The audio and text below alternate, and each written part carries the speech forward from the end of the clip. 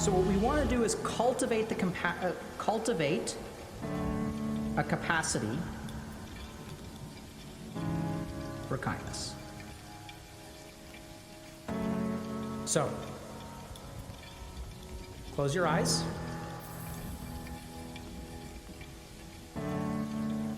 Take a few moments to breathe in and breathe out.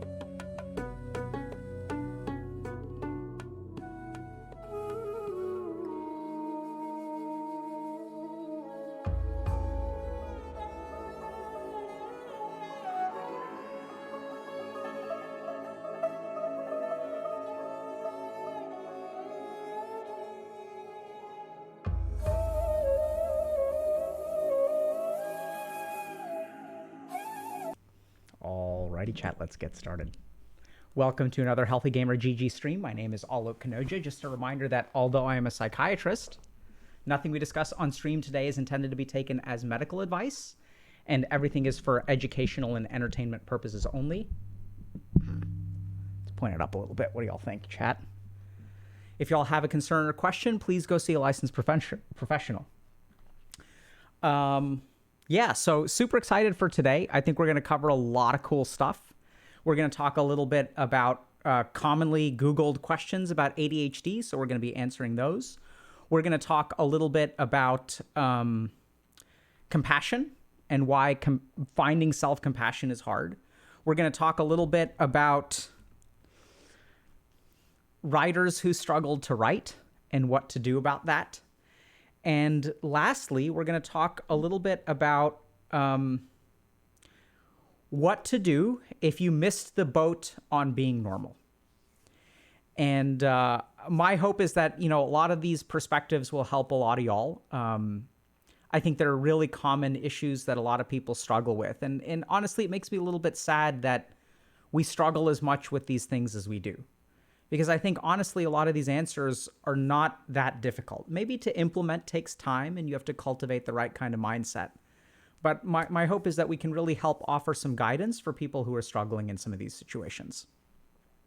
So I think let's go ahead and start with a quick heads up about our DLC. So we've got a DLC that's dropping right now. So our Right in the Feels event, so we've got, we extended it for a couple of weeks. So we saw a lot of positive impact from Right in the Feels. I think people are really starting to get better in terms of alexithymia and understanding themselves a little bit better, understanding their emotions. So now we've got something pretty cool, which is the Action Center, which just went live. So Action Center is a place where we can start to understand a little bit about things like the emotional resistance in procrastination. So emotions are a source of information.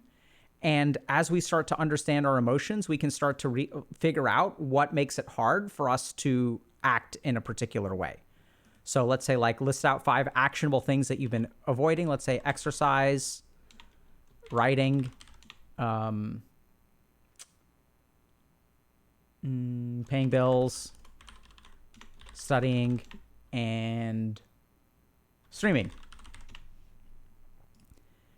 And then, so like now the next thing that we're going to do is like rate these things on how much you don't want to do them. And the other cool thing for features like this is this is one way that we can potentially track progress. So let's say I have this,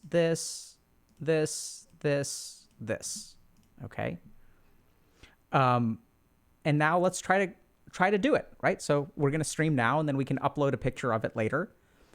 And, obviously you can remain anonymous if you want to for any of our picture uploads, but this is like a chance for you to really challenge yourself and be held accountable.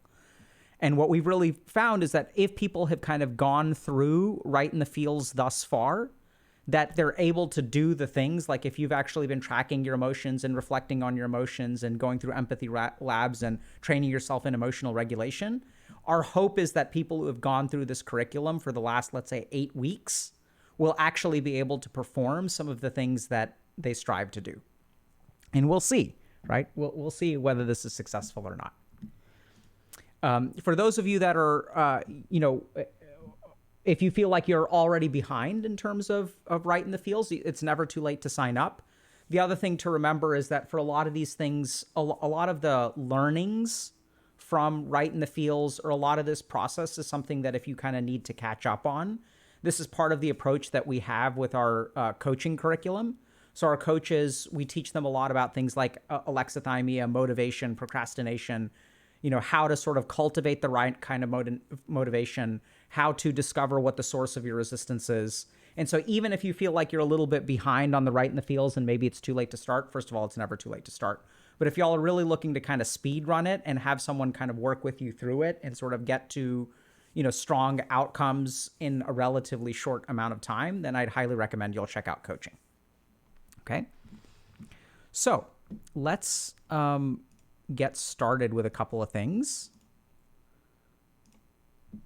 So let's take a look at people who want to write, or let's start with normalcy. Actually, let's do that. So let's take a quick look at this post. So I missed out on normalcy, and it sucks.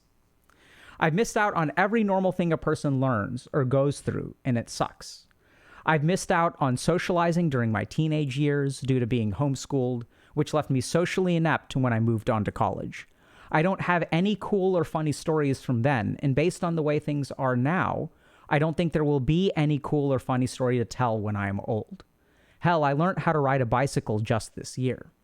There's only bad experiences for me to share, like getting cheated on, having to let go of a girl I loved, and even though I went through all this, I'm still a virgin. I look around and I have no clue how people are the way they are, in that they can actually be happy and have fun despite the things they go through. I mean, everyone around me are in relationships, and some of them are getting set to get married, and it feels like I'm just being left behind, like I missed a really important train. They all have some fun story or experience to share, while I really don't. There's really no point in me being. I don't bring anything to the table, and my friends are all busy doing their thing. I still have no clue what I want to do, and it all feels very pointless to me right now. I seriously feel very hopeless and lonely. Even existing is depressing. I miss the train to normalcy, and it sucks, and I feel like a friggin' loser. Thanks for reading me venting. So, my heart goes out to this person. I think I was this person at one point in my life. I think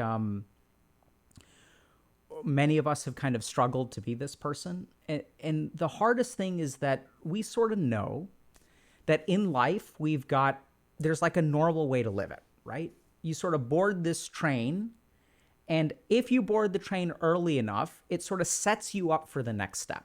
So if I had friends in high school, let's say when I was growing up, now I know how to form relationships. If I know how to form relationships, I can go into high school, I've got some social skills.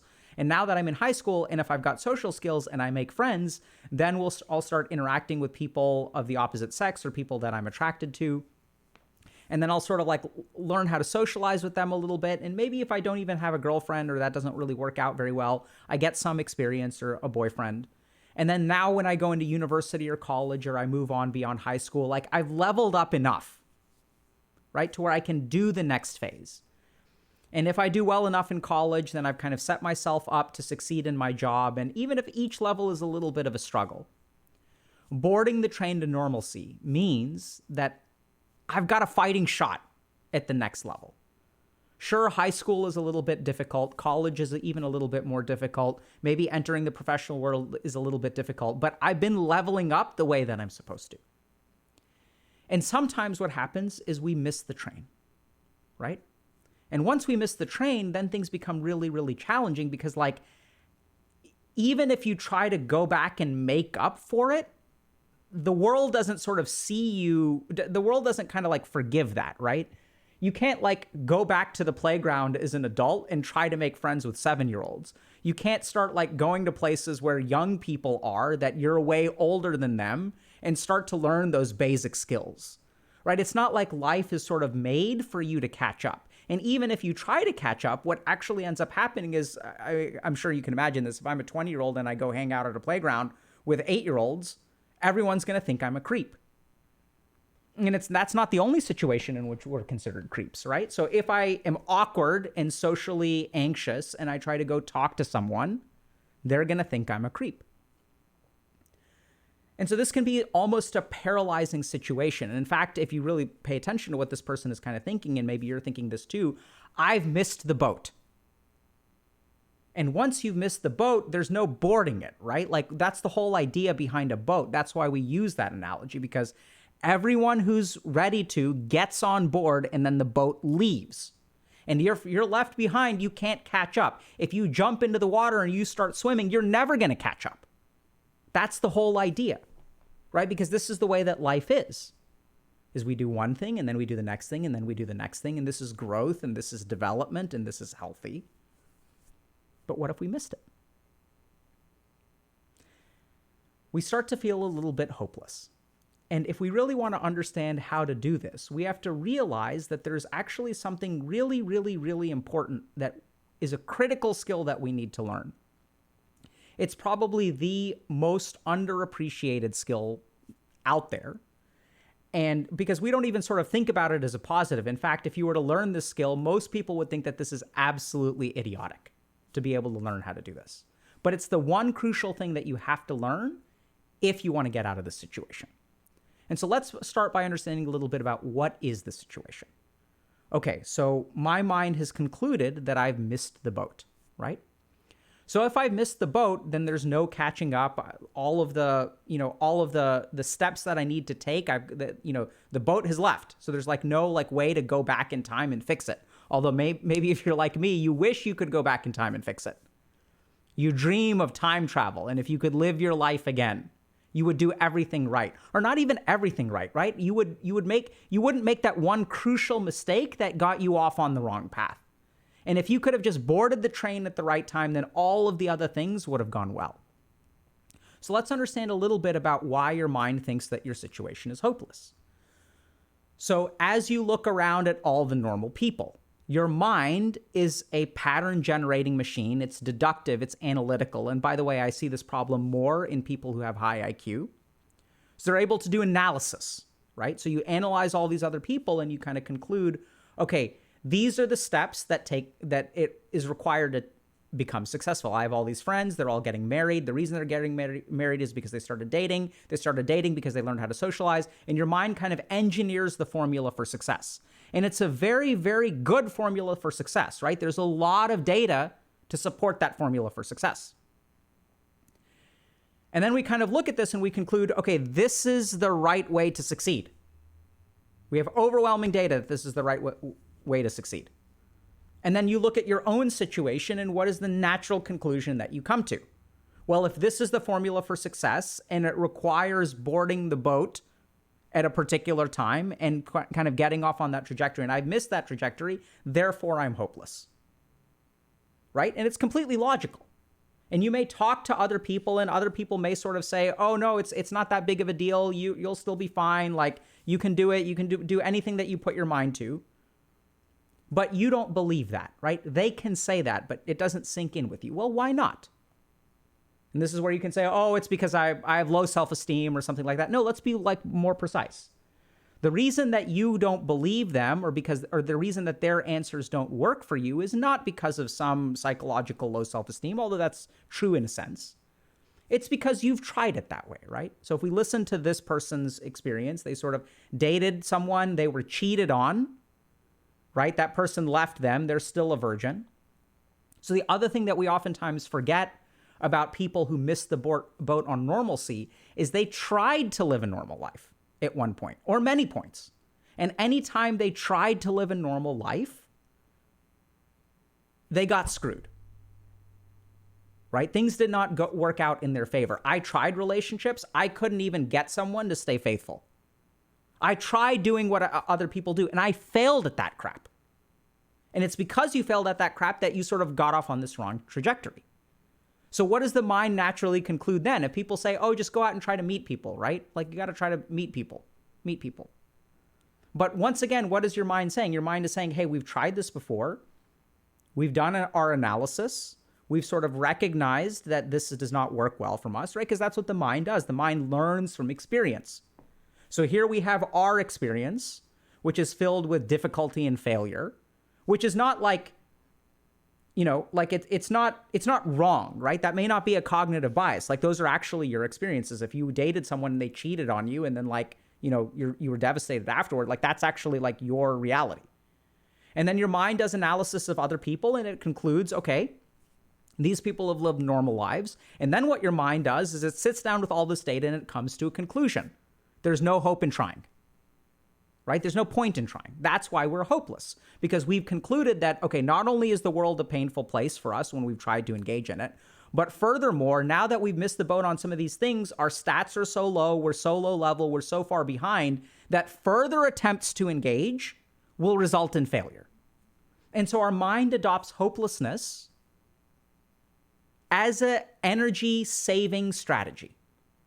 Because if we're hopeless, we won't try. If we don't try and failure is inevitable, we're going to end up saving some energy. Maybe we can salvage what we can out of life, and we'll certainly save ourselves from a lot of hurt. So hopelessness here is not something it's not a problem to be solved. It is the solution itself. And so then the question kind of becomes, okay, well, if I'm in this situation, what can I do to change it? And this is where, to be honest, this is the most underappreciated skill. And in fact, most people wouldn't even consider it a skill. In fact, we strive for the opposite, which is we need to learn how to be stupid. So our entire life, we want to be intelligent, right? We want to figure out the most important things. We want to be problem solvers. We want to be right. We trust our intelligence. We try to boost our IQ. We take supplements. We read books, all to be smarter. And what we really need to do in this situation is to be dumb, to be absolutely idiotic. And you may say, well, hold on a second. What do you mean by be stupid? Why would I want to be stupid? Because let's remember that all of the conclusions that your mind comes to are because of its brilliance, right? Because you've analyzed all the lives of other people, and here's the logical conclusion you come to. You've analyzed all of the experiences that you've had, and here's the logical conclusion you come to. And if someone tries to tell you otherwise, you have 1,000 reasons why they're wrong, right? Oh, sure, you have this advice for me, but it doesn't apply because of reasons A, B, and C. It won't work for me because of A, B, and C. And you're right? So people, like, they take it for granted. They're like, oh, just go out there, man. Like, put yourself out there. And it's fine if you can put yourself out there if you're a 6'3" Chad, or you're a beautiful, mixed race woman that men are drooling over. But what if you're not one of those people? Right? What if you're one of the rejects? Then none of that stuff works. And so your mind comes to conclusions. And the mind is so intelligent. And it's so intelligent, right? So any kind of logic that you use, any kind of analysis that you use, even some amount of therapy or something like that doesn't work. So how do you get out of this situation? You become stupid. Become utterly idiotic. Because if you really think about it, anytime you try to take a step forward out of your situation, what does your mind do? It tells you, no, don't do that. And it gives you 1,000 reasons. Look at how intelligent I am. The full power of your IQ is being leveraged to keep you in place. So the only antidote is to be stupid. Because anytime you try to take a step forward, your mind will give you 1,000 reasons. Here's all the data. Here's all the evidence. Here are all the reasons. It won't work for you. It won't work for you. It won't work for you. And so our whole lives we go trying to trust our mind, trying to boost our mind, trying to improve our IQ, trying to learn lots of things. And by the way, it's also, we haven't mentioned it yet, but I'd say that if you're in this kind of situation, I'm sure you've done lots and lots and lots of reading and exploration to try to figure out a solution, right? How do I thread the needle of all of my problems in life so I can use my intellect to find a way forward? And the more that you use your intellect, you have one option. You're like, oh my God, this is it. I found the magic bullet. And you do it. And what happens? It doesn't work.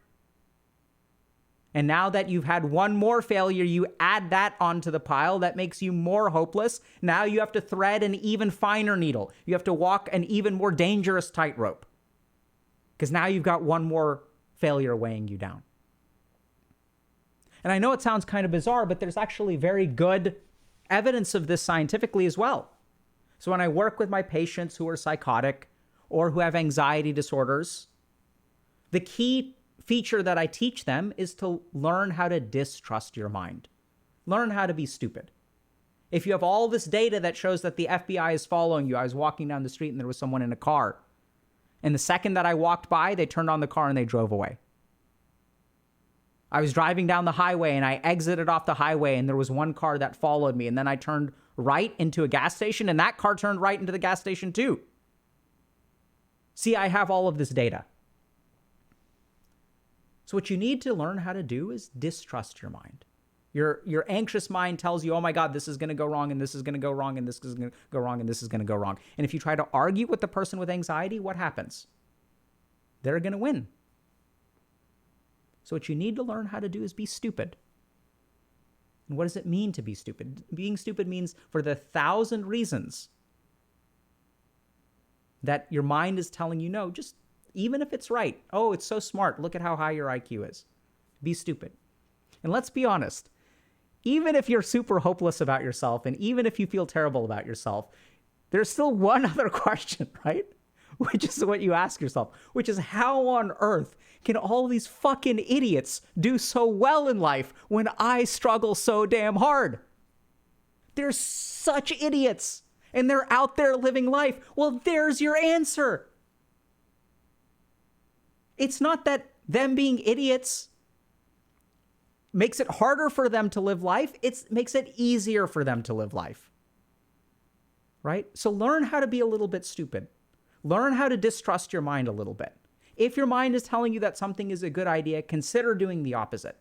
Even if your mind tells you there's no point, this is doomed to failure, don't bother. And when we listen to the intelligence of the mind, when we listen to the analysis, when we listen to the brilliance, we are being so smart. And we play the game of analysis and trying to figure out the perfect answer instead of just being stupid. And there are lots of situations like this, right? So I can only imagine that, I mean, I have no idea, but there's this famous kind of story of Bill Gates dropping out of Harvard. And once you get into Harvard University, like, oh my God, how idiotic is it to drop out? So much of what we crave in life seems stupid from the outside. Even my own story. I struggled so hard to get into medical school.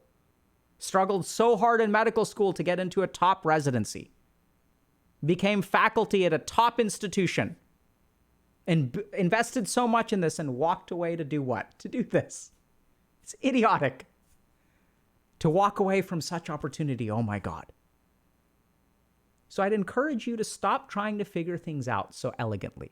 Stop trying to be so smart. And instead, be a little bit idiotic. Be a little bit stupid. You'll be amazed at where it gets you. Questions?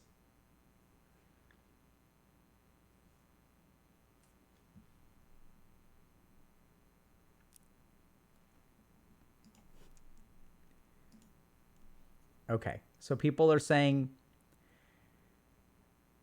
how to stupid.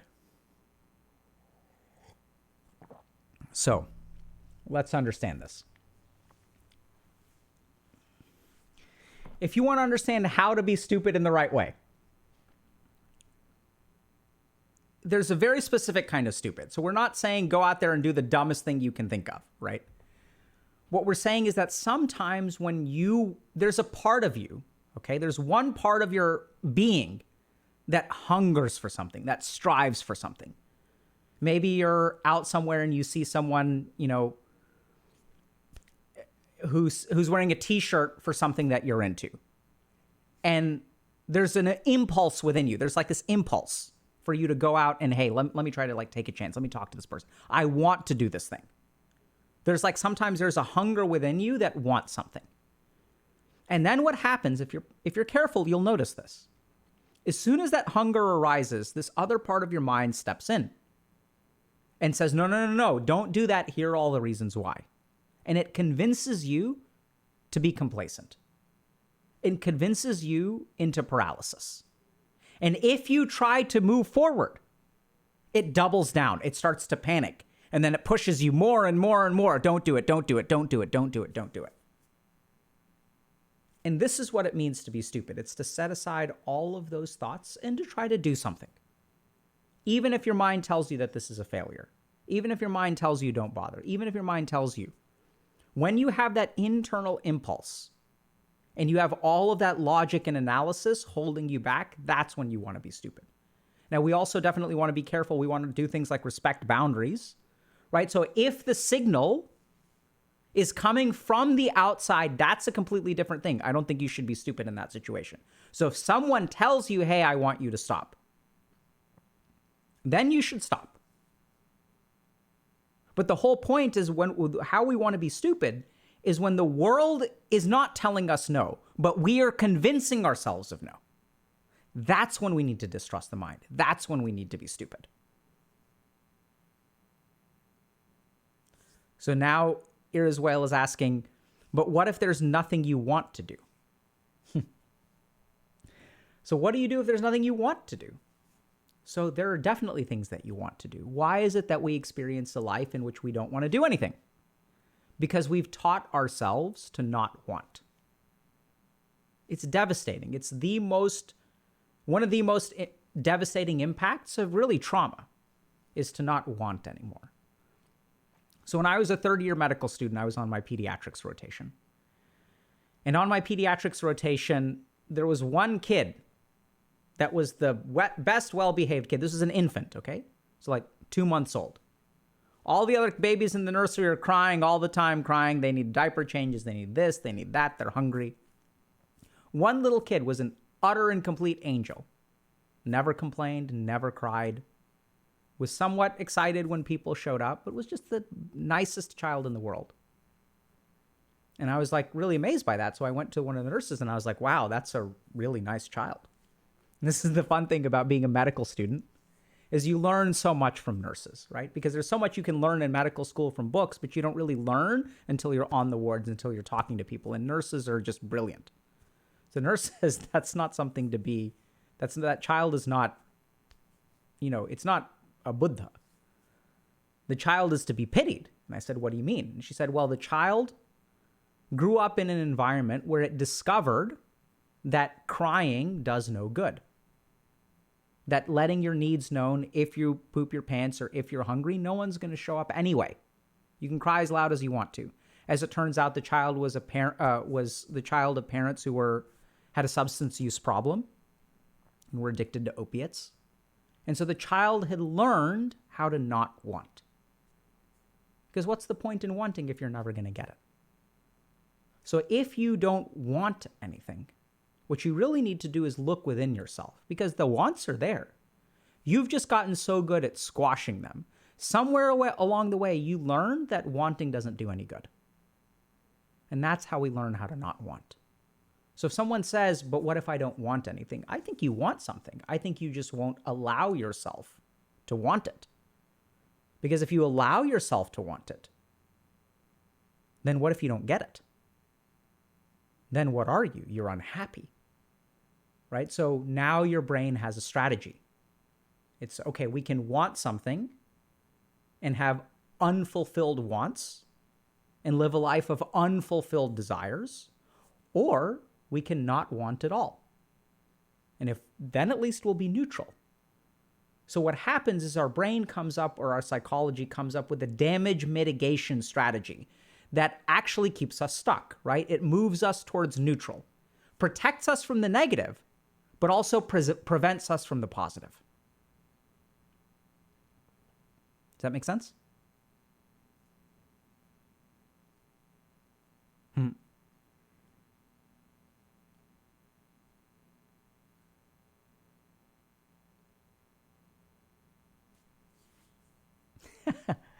So Hammerwitch is asking, how is be stupid different from the dreaded just do it? So it's not different from the dreaded just do it. But the problem is telling someone to just do it doesn't help them do it.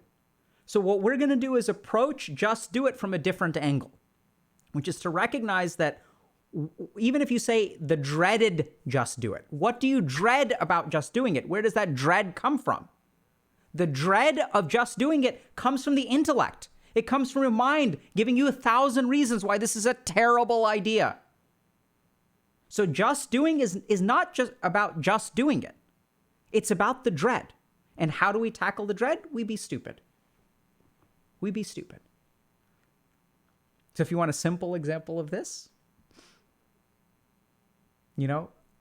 if you go out into a public place and you bust a dance move in front of some people, everyone will look at you and be like, oh my God, what's this guy doing? You do it for 5 seconds and then you stop and then you go about your day. You haven't hurt a single soul, but you were so stupid. It's idiotic. Bust a 5-second dance move. Don't make a TikTok. Don't do it for anyone else. You'll enrich the lives of every person around you. For 5 seconds, you can do this thing. Practice of being just stupid. And now everyone's like, oh my God, I could never do that. And just think about that, right? What does it cost you? Nothing.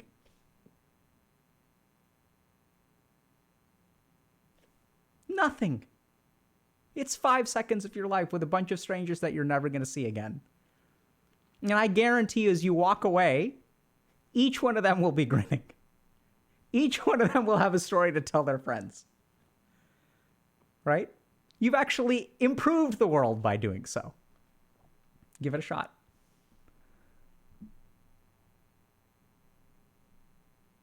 Ah, yes. I can find myself screaming from the inside. Absolutely.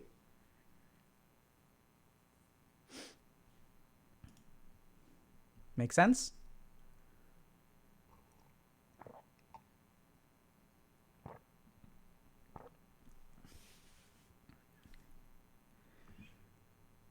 Right? So be a little bit stupid. It's not actually that bad. Okay. Let's take a look at something else. A writer who never writes. I identify a lot with what Dr. K says about gifted kids, except I'm 40. My failed college stints are long behind me. I've achieved a lot in life, truly, but good financial success is not among my achievements. 13 years ago, I dedicated my life to writing fiction. I've written a lot, outlined even more, but shared little. I fear failure, comparison, and how those failures would sink my chances of keeping a future reader. This fear is so all-encompassing that I would rather not write and just play video games or write Pathfinder modules. Anything but tell the stories that I could sell professionally to make money for my family. Does anyone have any insight into how I might overcome this limitation? Storytelling has been my passion since I was 9, and I would love to do it as a profession. I know writing very well. This is not a skill issue. It's 100% a psychological issue. Beautiful. What a beautiful, beautiful post. So we've talked a lot about gifted kids, but those gifted kids sometimes grow into adults. And the hard thing about being an adult and not being successful is that while you're a kid, you've got potential. You've got time, right? Like, even if you screw up a little bit when you're 18, 19, 20, you got time to sort of get back on track and sort of do what you're supposed to do. But then you kind of grow into an adult. And then you're on the downhill, right? You're 40 years old. Maybe you're 35, maybe you're 45. And sure, Dr. K has all this advice about how you can put your life together when you're in your 20s. But some of us are kind of over the hump. And then we're kind of struggling because this is something that we really want to do, right? And you can sort of look at your life and you can say, I've accomplished a lot. I've grown a lot, but there's just this one thing. And then the real weird paradox here is that it's not even a skill issue. You know you're good at it, right? You've been dedicating your life to it. It's been your passion your entire life. Or maybe you discovered it a little bit later and you're putting in the hours and you're putting in the work and you know you're confident that you can do it. But you feel stuck. And despite the more that you practice, the more that you train, you're never ready to actually take the plunge. You practice and you practice and you practice and you're not ready and you're not ready and you're not ready. So how do you overcome this? Because at some point you begin to realize practicing, I don't know if I can ever write the perfect novel. Right? At some point you got to take the plunge, but you can't. And that feels kind of weird, right? So what's going on here? So I want y'all to put yourselves in the mind of a 40-year-old whose passion has been writing their entire life, who spent 13 years training their craft. So this person hasn't been financially successful. They've figured out all the other parts of their life. This is their white whale. This is their raid boss. This is the final challenge. So you're a 40-year-old, and you've got to make something of your life, right? There's a lot of pressure. You got to make something of your life. And now you've invested all of your energy into this. And so what if you fail? Right? So this sort of becomes, okay, I'm afraid of failure. The person even knows that. I compare myself to others. We even know that. But why can't we overcome this? And it turns out that all the things that we think we have done to set ourselves up for success actually are the things that paralyze us, right? Because if this was my passion since I was 9, and if I take the plunge and if I fail, then what am I? I've been writing for 13 years. I'm so good at it. It's 100% not a skill issue. I'm supremely confident. Why can't you write? It's because of the ego. Because what you want to be is an author, right? And as the years of your life fly by and doors and opportunities close behind you, you've got one door left. You're all in on this one thing. You want to be a successful author. And what excuse do you have? You've got the skill, you've got the passion, you're one of these success stories, right? Oh yeah, this person started writing at the age of 9. Oh my God. And they devoted their entire life to it. And then they published their first novel, and what a great success it was. And this is what you strive for. As you've made sacrifices, as you've made investments, you've got one door left to be a successful author. That's what you really want to be. And so you learn about how to become a successful author. You practice, you do this, you do this, you do this, all to tee yourself up for success. And paradoxically, the more effort you put into trying to be successful, the more paralyzed you become. Because think about it. If you go all in on this thing and you lose everything. And now we can also see why this person has moved forward in other parts of their life. How have they been successful in so many ways? Well, because that wasn't as important to them. Does that make sense? Because you could afford failure over it. This isn't who you are. This isn't who you strive to be. This isn't what you were put on this earth for. And so all of those things you can take a chance. But I want y'all to think for a second about how crushing it would be to be 40 years old, be passionate about writing since the age of 9, spend 13 years on your craft and get rejected. Then who are you?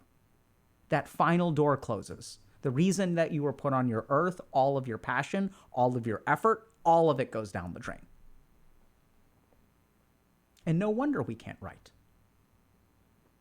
Right? Because it's a fucking coin flip. And if the coin flips the wrong way, it's over. It's GG. You're not a successful author. What are you then? A failure. You are a failure. And you just can't handle that, right? You can't handle being a failure. And so now we understand, okay, of course, like who wants to go all in on a coin flip? Can you do that, especially when you're 40? When it's too late to learn something else?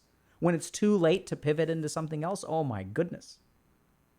And so paradoxically, the more we invest into something, the more we view ourselves as an author, the more that we strive for success in writing, the harder it becomes to write. And so then what we do, we go optimizing all the things that we can. We're going to learn this. I'm going to do this podcast. I'm going to take this course. I'm going to join this writing group. I'm going to do all of the things around the periphery, except take the plunge. So what do we do about this situation? This is where, once again, it's going to be kind of simple, but also very difficult. And remember that the more complex the answer is, the easier it is for the mind. The mind loves complexity, right? That's how you're able to do all of the periphery, because the mind tells you, oh, look, being successful involves 15 variables. And then the mind it's thrilled because now I can do A, I can do B, I can do C, I can do D, I can do E. I can make all of this progress while staying perfectly still. I can be paralyzed and progress at the same time. Right? I can take another class. I can do another podcast. I can listen to this. I can do all these things that will tee me up for success without ever having to take the plunge. And the answer is quite simple. And that is to recognize that you can't be a successful author. The whole idea is false. It's an idea of the ego, of the ahamkar. And now we see why there's so much comparison. So if y'all have been paying attention and you know about ahamkar, you know that ahamkar is a consequence of the comparison. I mean, a comparison is a consequence of ahamkar. Because I want to be a successful author. Well, what does that even mean? What does it mean to be a successful author? What does it mean to be a failure as an author? Is getting a book rejected mean that you're a successful author? Does getting a book accepted mean that you're a successful author? Because ultimately, being an author is not about being. It's not about something you are. It is about what you do. So this is where I think everyone who strives to be a successful author, I don't know about everyone, but many people who strive to be successful authors never become successful authors. So how do you become a successful author? You write. Right? And then you do the next thing. You write something. You're worried about sharing it with people, sharing it with your family and whatnot, and what if they think you're good enough, or what if they think you're bad enough? You're so concerned about the sharing. And instead what you should be concerned about is the writing. Because the idea of being a successful author is an amalgamation of lots of different things. And the problem is you can't do all of those things at once. You could even say that part of being a successful author is dealing with rejection. But the problem is that you can't deal with rejection because in your mind, like that one rejection means so much for your future. So you are tying the actions of today to a destiny of tomorrow. And if you are tying the actions today to destiny of tomorrow, you can never act today. Because how could you? Just imagine for a moment, if you made one choice today that would determine the rest of your life. And furthermore, if that choice was whether you become a successful author or not, imagine how paralyzed you would be. If you're unlucky, you don't even have to imagine it. You know. You can't afford to make the choice. That's what it comes down to. And that's where you have to realize it's all false. All of it is false. All you can do is write. All you can do is submit what you've written. All you can do is go to a conference and find an agent. All you can do is what you can do. It's not your place to be successful or not successful.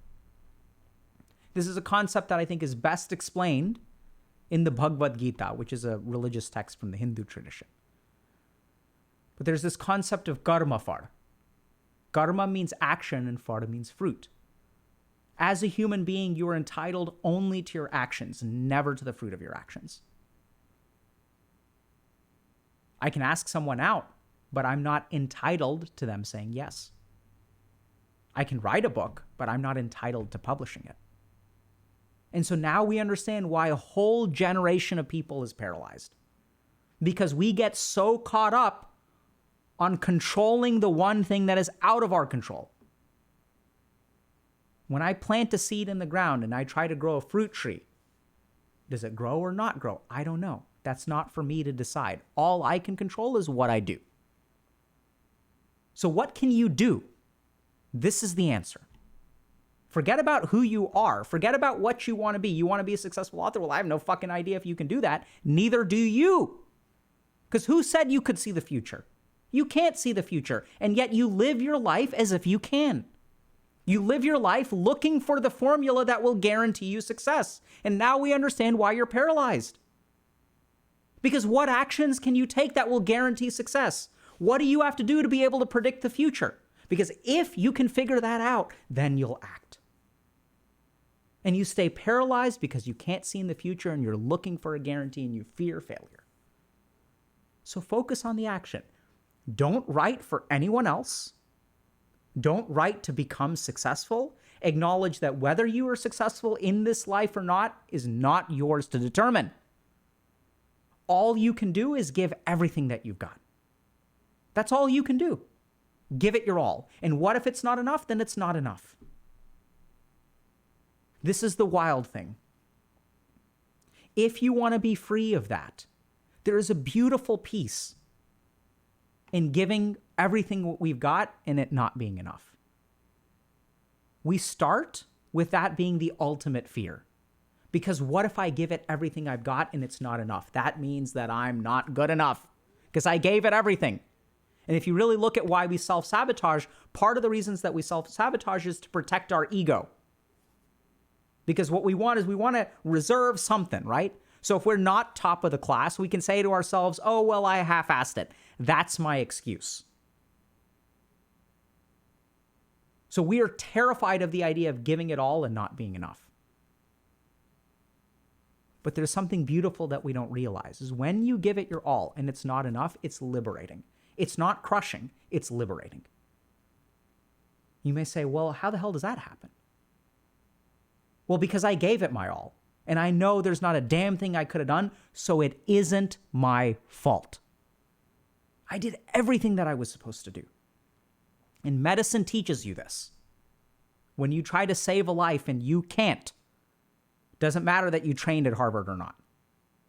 Doesn't matter. You can do whatever you want to. You can call consults. You can call the chief of psychiatry at the #1 hospital in the United States, and you can ask for their help, and it's still not enough. You can do everything that you want to do, and then you begin to realize how humble you truly are. It humbles you. Because you can't control life. All of this training, all of this power, all of this medical technology, and I do not have the power over life or death. Obviously. And it's liberating because then what I'm going to give it everything that I've got. If it doesn't work out, it doesn't work out. So don't try to live a life of success. Try to live a life without regrets. Give it everything you've got. And if it's not enough, that ain't on you, right? If you're just too damn stupid to write successfully, or the market doesn't want what you want, that's actually totally okay because you gave it everything you've got. You controlled everything on your side of the equation. So focus on the action. If you want to write, write. Don't worry about whether people will like it or not like it. That's not what writing is about. Write the story that's in here. Write the story that you want to tell. And you're going to write that story and you're going to look at it and you're going to say, this is trash. So be it. You're going to stick it in a desk drawer. You're going to walk away for a month. You're going to come back. You're going to pull it out. You're going to read it. And it's absolute trash. And you're going to make it a little bit better. You're going to take that chicken shit and one step at a time, you're going to turn it into chicken salad. You make your first edit, we're going to toss in a little bit of mayo. Second edit, toss in a little bit of salt, a little bit of pepper. It's edible now, but it's nowhere near where you know it can be. Then we're going to add some pickles, add a little bit of celery, add some cayenne. Now it's looking pretty good. And the Greeks understood this really well because they talked about genius, which is not that the skill of the writer exists within you. You are not a genius. Genius is something that happens to you. It's an occurrence. It's an RNG event. And the beautiful thing about that perspective is that it removes ego from the equation. It assumes that you are not responsible for the success or the failure. And so recognize that all you can do is what you can do. And if it's not good enough, it's not good enough. You can't predict the future. How on earth do you know if it's good enough or not good enough? You're afraid it won't be good enough. Set that fear aside, acknowledge it, set it aside, and start to write. Questions?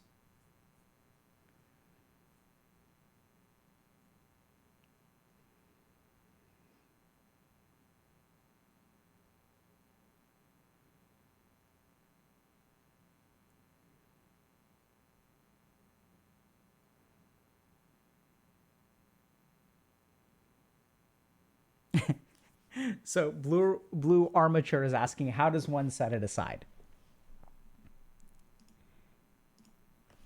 Great question. How do we set it aside? So I can't tell you how precisely, but when you sit down, all I can really do, so you're asking, how do you set your fears aside? Okay, so like, it's kind of hard, but I can't do it for you, which is ultimately how you do it, but I can tell you what it looks like. So as you sit down to write, your mind will be filled with all kinds of things that are not writing. What if it's not good enough? As you put the first sentence on the piece of paper, your mind will say this sentence isn't good enough. So within us, there's an artist and there's a judge. And we can't write. The number one source of writer's block is when the artist and judge are operating at the same time. When you are judging the words that come out of onto the page, if you are judging them at that same time, you will always have writer's block.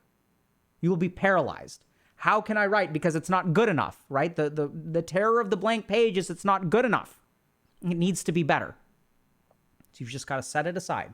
Notice this thing within yourself, that it's not good enough and that you strive to be good enough. And then notice the absurdity of it. What does it mean to be good enough? Let me set that aside. I'm going to put something on the page. Direct your mind to be something on the page, and your mind will say it's not good enough. Then you say, so be it. My goal is not to be good enough. And then the mind says, no, but I thought we were doing this because we wanted to be successful authors. And then you begin the process of removing the roots of becoming a successful author. Let it go. Nope, we're not going to be successful authors. What we're going to do is write. There's a huge difference between the two. So how do we set it aside? We recognize, look at this desire. I studied English, and my parents told me that I should go be a doctor. And so now how can I set it aside? Because I have to prove them wrong. I told them, no, Mom and Dad, this is what I want to be in my life. Have faith in me. And reluctantly, grudgingly, they said, okay, beta. And so now I can't afford failure. all of those thoughts weigh on you. And just think about that. How the fuck are you supposed to write when all that shit is going on in your head? Like literally, all of your RAM is being taken up by all of the burdens of your ego. Being successful. Being something that my kids can be proud of. Being the next whatever, whoever. Just look at all that RAM being occupied by your expectations, your hopes, your dreams. All you need to do is write on the page. That's how you're going to get there. So how do we set it aside? We first notice the crushing weight on our shoulders. And then we think to ourselves, okay, look at all this weight. It's so hard to carry this weight.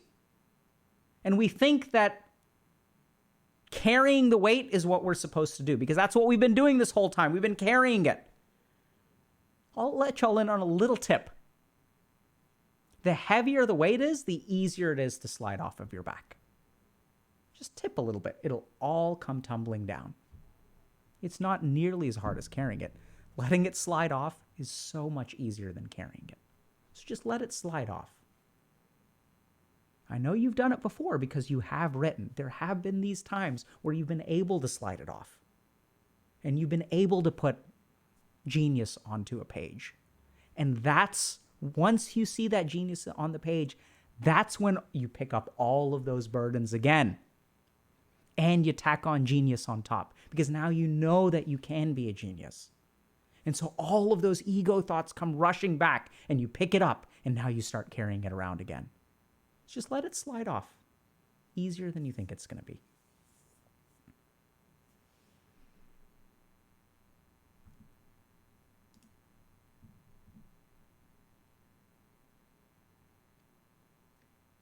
Okay.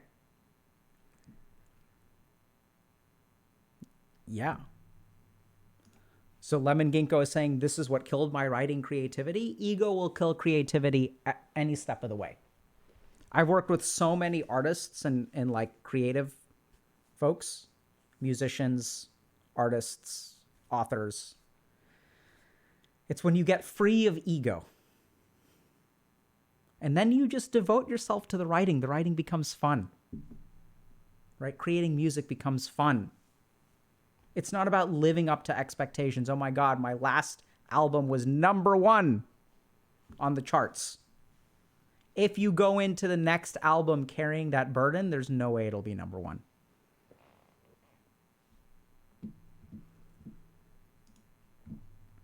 All right.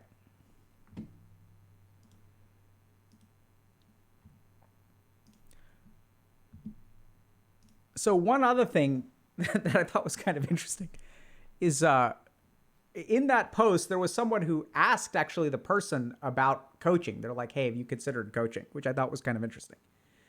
And, you know, I just had a conversation recently with, I was stunned. So yesterday I stepped into a meeting of someone who I didn't realize was one of our former coaching clients. This was a person who was at a startup, left their startup to start their own company. Maybe coaching was actually like instrumental in them doing that. And so I think that sometimes, you know, the biggest problem that we have with all these things is that also from an ego perspective, we want to do it ourselves, right? Like we don't want help. We think it's pathetic to need help. And this is where like that once again is ego. So I think that if you're stuck in some way, you want to make a career shift, you want to find your motivation, like definitely give coaching a shot.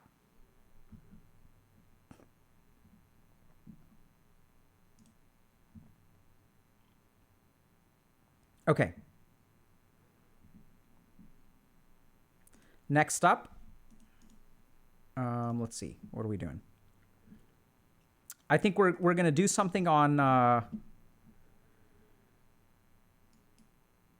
okay.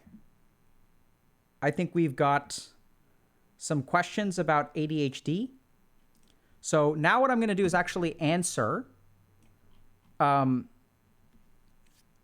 what we're going to do is answer some of the most commonly Googled questions about ADHD. Okay? So I think the first question is, why is ADHD on the rise? So this is a great question. So I think ADHD is on the rise for a couple of different reasons. The first reason is because we're becoming more sensitive at picking it up. So as our sophistication and awareness of ADHD is on the rise, as teachers become aware of it, as parents become aware of it, we're catching a portion of people who used to be missed. That's reason number one. Reason number two why ADHD is on the rise is because ADHD is not simply a neuroscientific illness. It's actually a neuroscientific meets environment illness. And this is a big theory that's getting a lot of momentum in psychiatry, which is that mental illnesses don't exist in a vacuum, that they actually require a particular environment to come out. So, for example, we also know that like major depressive disorder can manifest in stressful jobs, in stressful relationships. And there's one study that actually shows that the student-teacher ratio correlates with the degree of ADHD diagnosis. So if I have one teacher and 30 students, keeping all of those 30 students on task is very, very difficult. And so if there's a kid who's got an ADHD predisposition, they start to act out more because they don't get as much individualized attention as they need. So as we actually increase the number of teachers to students, students can get more individualized attention.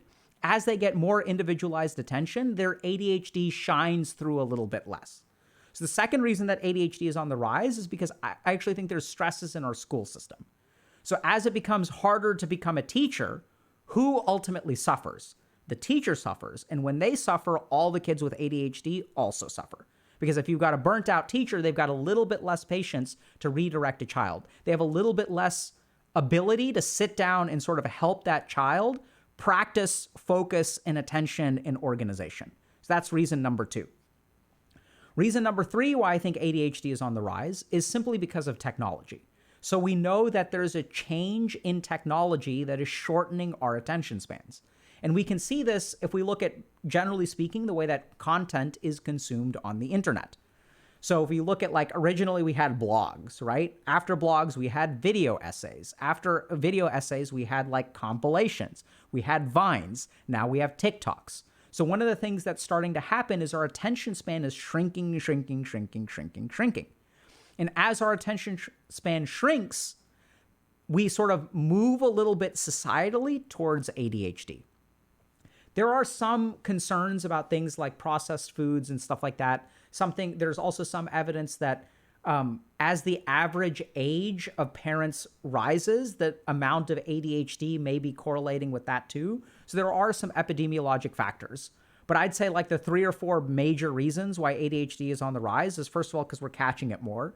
Secondly, because we're shortening our attention spans. And third, because we've actually got a lot of stress on our school system, which means that it's harder to accommodate neuroatypical kids.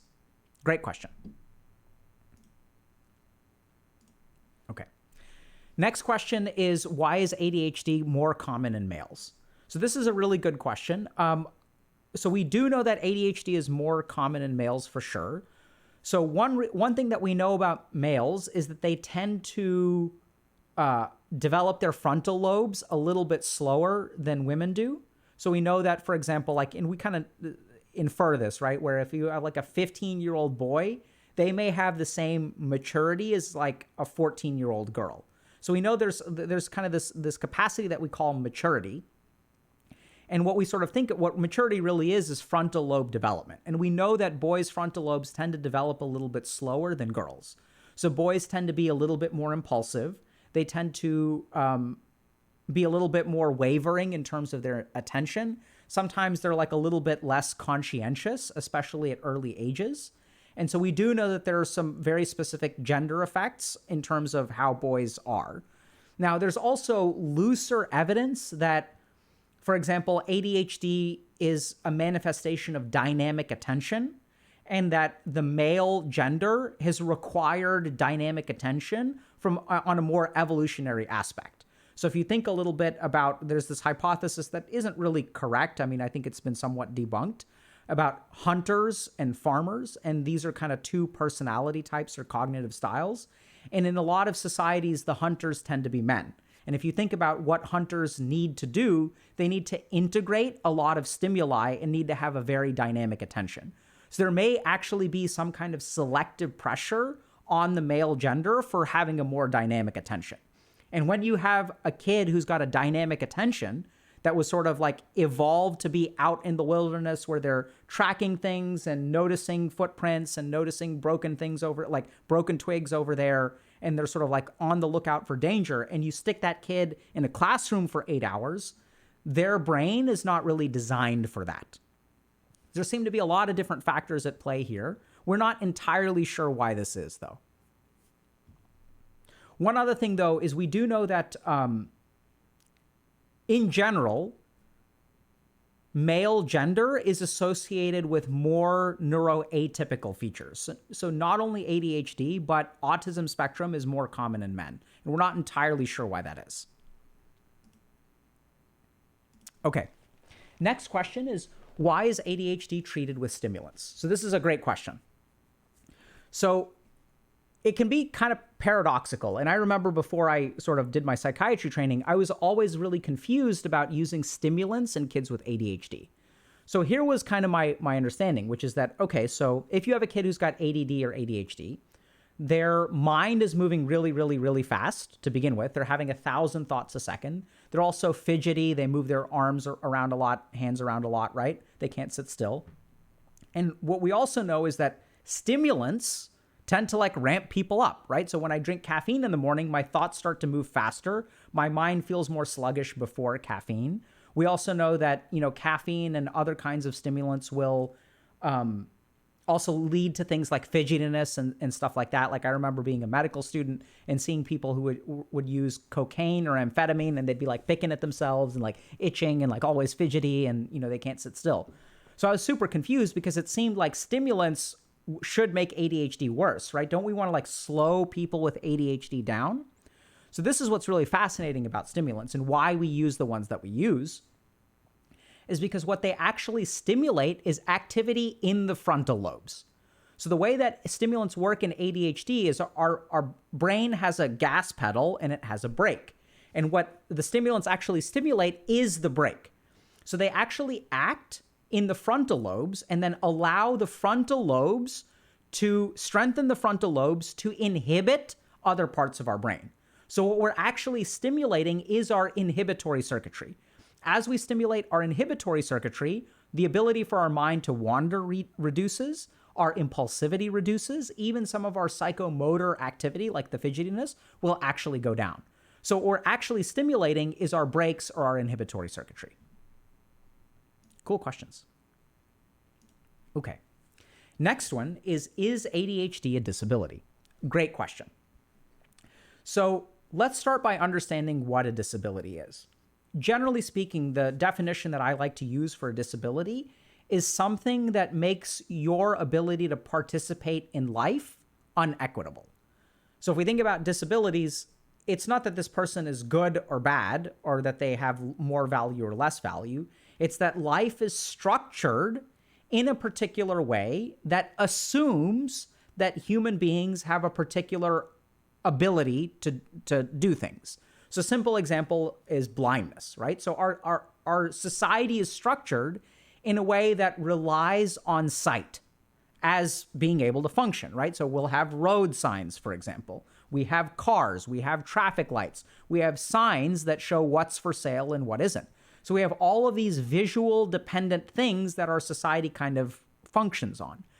And if you can't see, then suddenly you're at a huge disadvantage in participating in life because of the way that society is structured. So is ADHD a disability? I'd say it can be. So for some people, their ADHD is so severe that some of the assumptions that we have in terms of how life happens, people with ADHD are not really able to participate in. And there are a lot of simple examples of this. Like one is that, people showing up on time. So in general, our society is designed with things like appointments, where you show up at a particular time and like you assume that everyone else shows up at a particular time.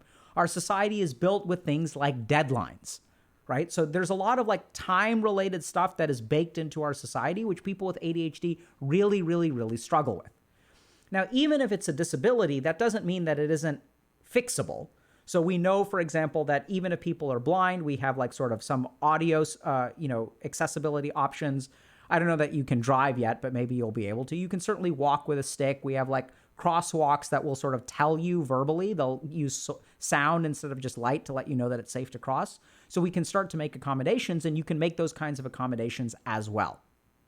We cover a lot of this stuff, by the way, in ADHD, Dr. K's Guide to ADHD and Doing Stuff, about how you can sort of use organizational tools, prioritization techniques, things like that. A lot of the things that people with ADHD really struggle with will sort of teach you how to do that. And what we've actually found, even if you look at cognitive behavioral therapy for ADHD, a lot of CBT is sort of like a how to organize and prioritize your life 101 kind of stuff. So I think certainly it can sometimes rise to the level of disability because our society doesn't really accommodate people who have struggles to be on time, for example.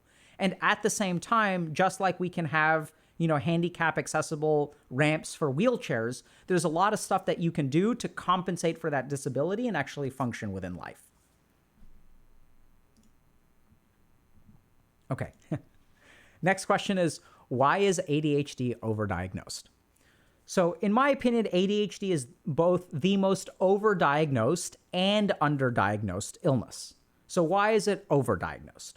So the first thing is that remember that ADHD has an environmental component to it. So student-teacher ratios will determine the amount of ADHD that gets diagnosed.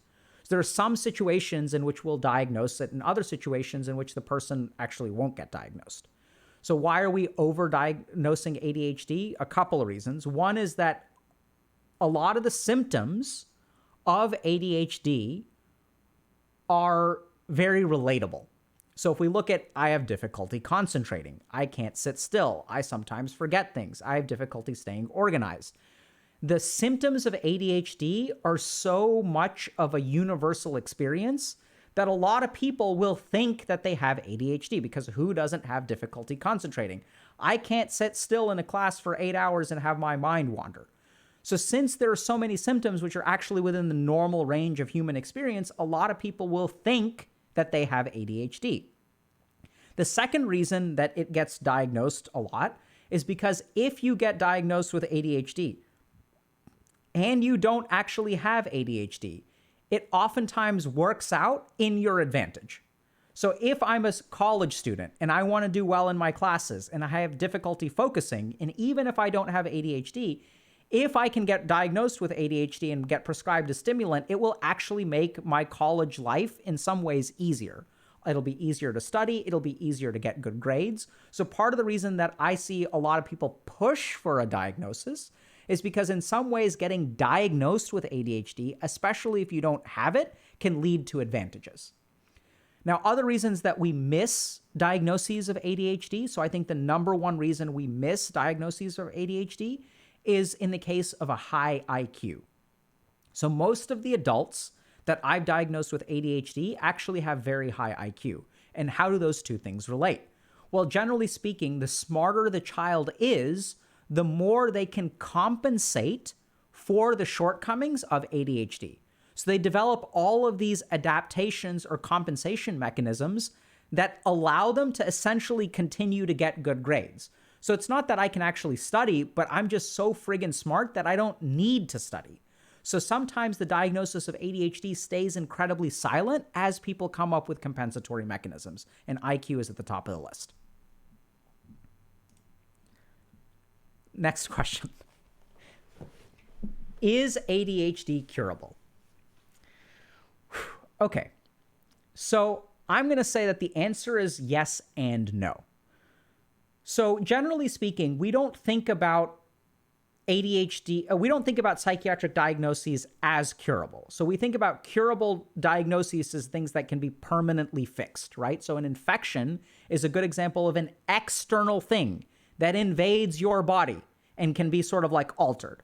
There may be other sources of things that can be, let's say, curable. Like let's say I do bypass surgery for my heart. I have a clogged artery. I literally attach a new artery. That artery is open, fixes the blood flow, essentially cures the problem. The problem with psychiatric illnesses is that we can't go in and like stick something into your brain that'll fix it. And furthermore, the psychiatric illnesses that we have, especially things like ADHD, have to do with the function of our frontal lobes, right? So it's not like an illness that we can fix. It's the way that our neurons are wired. So on the one hand, it would kind of imply that psychiatric illnesses are not curable. On the flip side, what we do know is that with effective treatment, it's essentially as if you no longer have ADHD. So let's go through a couple of things that can quote unquote cure ADHD. The first is that frontal lobes develop until you're about the age of 30 or 32. And we do know that somewhere between 10 and 25% of people will quote unquote grow out of ADHD. And what does that mean? So ADHD is a disorder of basically our frontal lobes. And so as our frontal lobes continue to mature, some of us are kind of right on the cusp where the ADHD is mild enough that frontal lobe maturation basically gets us to cross the line. And then we can essentially live normal lives. But remember, that number is pretty small. It's like basically 10 to 25%. So the next really interesting thing is that if you look at psychotherapy for ADHD versus medication for ADHD, what you tend to find is that if you start someone on medication or psychotherapy, that the outcomes are about the same. So they both help about the same amount. The interesting thing is that within 6 months of stopping medication, the symptoms of ADHD will usually return to baseline. But in the case of psychotherapy, and this is what's really interesting, it takes about 2 years for the symptoms to start to return.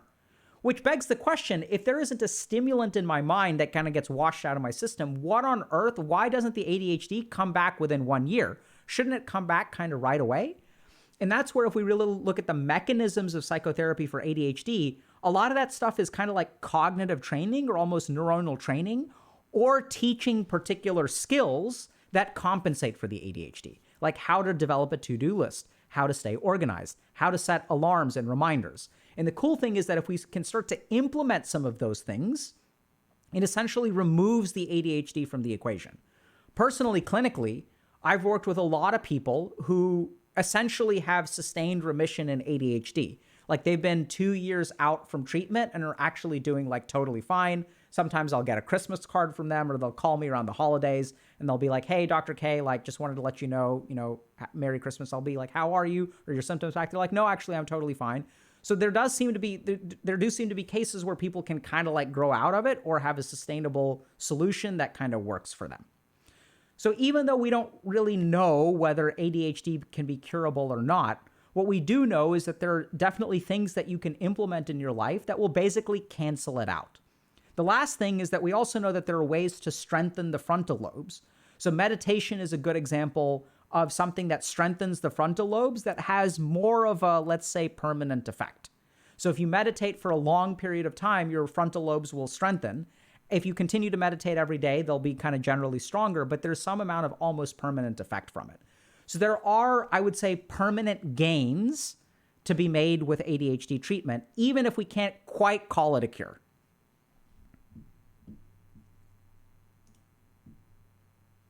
Okay. Now, this question is very interesting. So, next question is, how can you prevent ADHD? What a fascinating question. So what I'm going to do now is actually depart a little bit from science.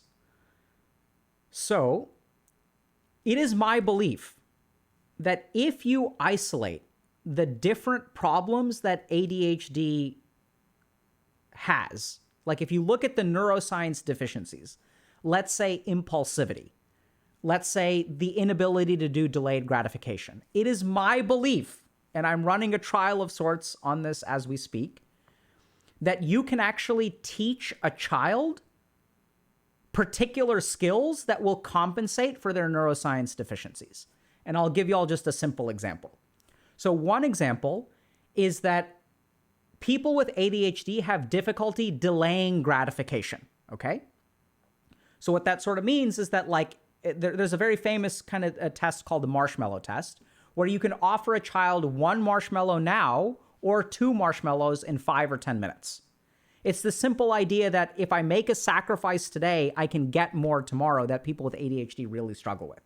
So normal kids will be able to wait 5 minutes, 10 minutes. That also has to do to some degree with your personality structure, your degree of conscientiousness. But ADHD kids are notorious at getting instant gratification and being vulnerable to instant gratification. So I was playing a game with someone that I care about deeply recently, and I was playing this game with them intentionally. And the game is this card game called Jaipur. And it's a really lovely board game. And a key part of the board game, it's a trading game where you accumulate cards. But the key thing is that the more cards you sell, the more items you sell at one time, you get like stackable bonuses. So you get sort of like an multiplier on the points that you score depending on, you know, how long you wait to sell stuff. So if I sell 1 of an item, I'll get 1.0. If I sell 2 of an item, I'll get 1.0. If I sell 3 of an item, I'll get 1.2. If I sell 4 of an item, I'll get 1.4. And if I sell 5 of an item, I'll get 1.6 or 1.8. So it's my belief that this game actually trains the brain to learn the skill of delayed gratification. That as I was working with this one particular person, I started playing the game with them, and then originally they would see like a shiny gem and they'd sell it right away because they wanted the points. And over the course of teaching them this game, what we've actually learned is that they've started to delay their gratification some. And not only have they delayed their gratification within the game, I've noticed a change in terms of their ability to delay gratification in other parts of their life. So I am starting to really believe that what you can really do is understand all of the neuroscience deficits of ADHD and start to actually target and train those specific skills. So if you've got a kid who's kind of on that ADHD path, and you take some of these principles from like CBT of ADHD and actually start to teach them to the child, teach the child to meditate, teach the child to be less impulsive, you can potentially train some of those skills. Now, is this scientifically valid? Not really, but this is something that I'm really starting to believe is possible based on this one experiment that I happen to be running. So who knows? Okay, last question is, how can ADHD affect your performance in school? The short answer is that ADHD can really mess with your school performance. And, I don't know how to say this, but like basically school is not designed for the ADHD brain. School is designed for the neurotypical brain. So school is designed under a couple of assumptions. One is that students have a certain level of organization. Second is that students have a certain amount of ability to prioritize. Students have a certain amount of impulse control. So I'll give you all a simple example. So let's look at the last thing is schools have a certain amount of attentional assumptions on the part of their students. So let's tunnel down into that for a second. If you think about school has 2 ways that we learn, right? You sit in a class and the teacher talks to you. Way number 1. Second thing is homework. And the idea is that homework is a reinforcement of what you learned in school, right? So there's this assumption that we teach things in class and those things get reinforced and solidified through homework. Now that school system is designed on the assumption that when there is a teacher in class who is teaching for 50 minutes, that the student will learn something. Obviously, right? That's why we have classes. But imagine what happens if, for example, you're a student in that class. Let's say you're doing a Zoom lecture and your internet connection goes out. Let's say every 5 minutes, your internet connection disappears for 5 minutes. So you only get 50% of what the teacher teaches. Now, what kind of disadvantage do you think that person would have?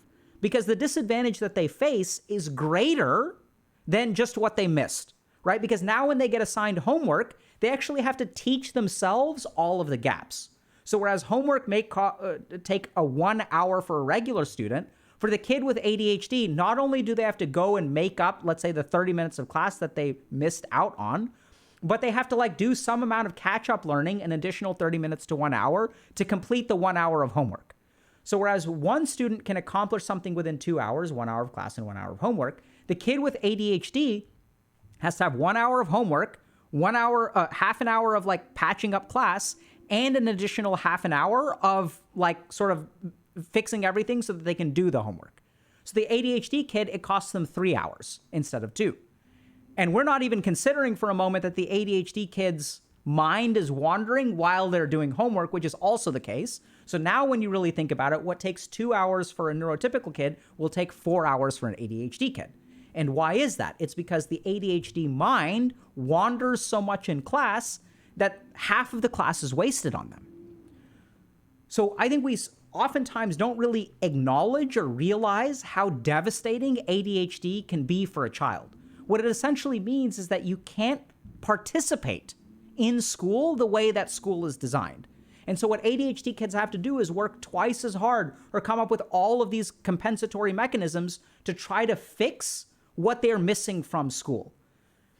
And what's so devastating about this, and there's so much research, that if you look at kids with ADHD, there's a 70% chance that they will develop depression later in life, a mood disorder. And that's absolutely a causative effect. So 3% of kids who have major depressive disorder will grow up to have ADHD. But 70% of kids who have ADHD will grow up to have major depressive disorder. And why is that? It's because life is designed for a neurotypical kid. And when you go through life as a neuroatypical kid and you don't even know you're neuroatypical, all you end up with is, man, I am so incompetent. What is wrong with me? How are these kids able to do this? I know I'm just as smart as them, but these kids are getting A's and I'm struggling with C's. Why does it take them 1 hour to do homework and it takes me 3 hours to do homework?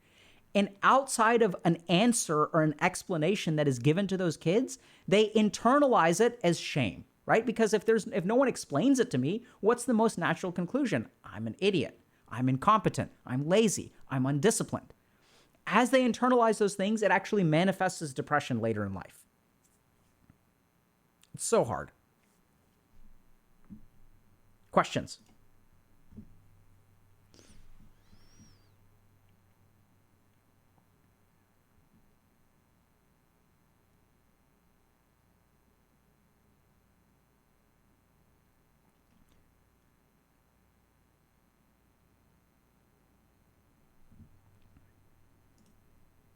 Okay, so there are a lot of good questions. So one person is, Sadraz is saying, to this day, I still don't know if I'm neurodivergent or not. I have some ADHD symptoms, but I don't think they're strong enough for me to actually have it. Though I am a burned out gifted kid. So subclinical ADHD, burnout and gifted kid are like, they go together so clearly. Like those, such tight associations in my experience. So like, you know, because if you can cross the threshold into ADHD, then you have an excuse. You have a reason. You have an explanation. But if you've got this kind of subclinical ADHD, which remember that ADHD isn't binary, right? There's like a certain threshold in which we diagnose people, but attention has a spectrum, is a continuum. And so if you're subclinical ADHD and you're gifted, this is like, those things are so devastating together. Because if we think about the gifted kid, who even has the complex of a gifted kid? The gifted kids that have a good attention span or high conscientiousness never even develop the gifted kid complex because they actually achieve, right? So the gifted kid complex comes out of kids who don't live up to their potential. That's why we call them gifted kids. And why don't they live up to their potential? What makes it hard for them to live up to their potential? In my opinion, a huge part of it is the subclinical attentional problems. So some amount of impulsivity, some amount of mind wandering with compensatory high IQ, hence the gifted, which allows them to continue forward in life without getting diagnosed. This is the key thing. It's almost because of your gifted potential that you continue moving forward in the ranks without an early intervention. And that's why you hit the wall. You hit the wall because your IQ and subclinical ADHD and gifted potential carry you so far without ever actually needing an intervention. And by the time you hit the wall, the intervention is too little too late. Whereas realistically what these kids need, and I've seen these kids who do get this, when they get interventions early enough, when someone sort of notices, oh, you're a gifted kid, but you're not living up to your potential. And this is the key thing. I'd say like 1 out of 5 parents asks why. Instead of telling the kid, you should do better, I don't understand why you're doing better. Because the parent is neurotypical. And so they think, they see themselves in their child. And so they assume that their child should be capable of what they're capable of. That's the whole thing. So if I think you're capable of what I've been capable, I could do it. I had difficulty concentrating. It wasn't that bad for me. I managed. Therefore, I assume you can do it. And if you're not doing it and I can do it, and if you can do it, but it's not being done, then it's your fault.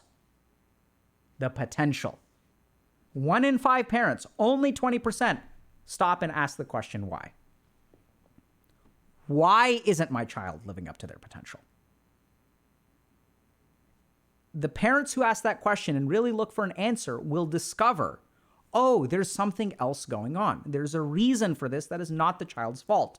I'm making assumptions about what my child is capable of. I didn't realize they have difficulty with prioritization. I didn't realize that they haven't developed good study habits. I didn't realize that the reason they haven't developed good study habits is because they're so gifted. And by the way, I better instill some kind of discipline and force them to study even when they don't. Or what I need to do, and this is what a lot of the parents end up doing, I need to put more on my child's plate.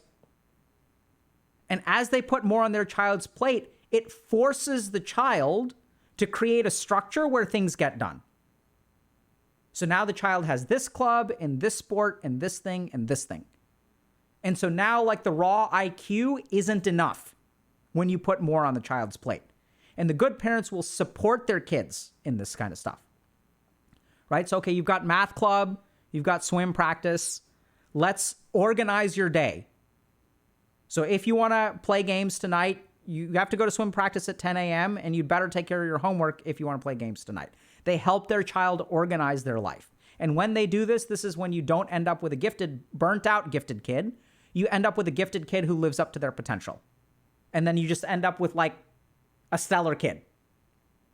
The burnout comes from a lack of those structures, a lack of the technique, which then means you've got to expend energy inefficiently because you don't have the right structure.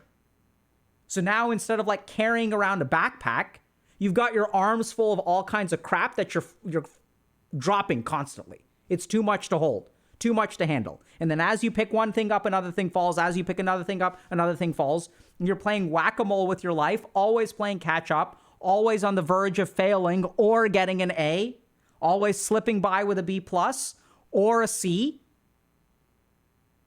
right? And it's just such a stressful way to live because all of your effort does not translate into the reward that you should be getting.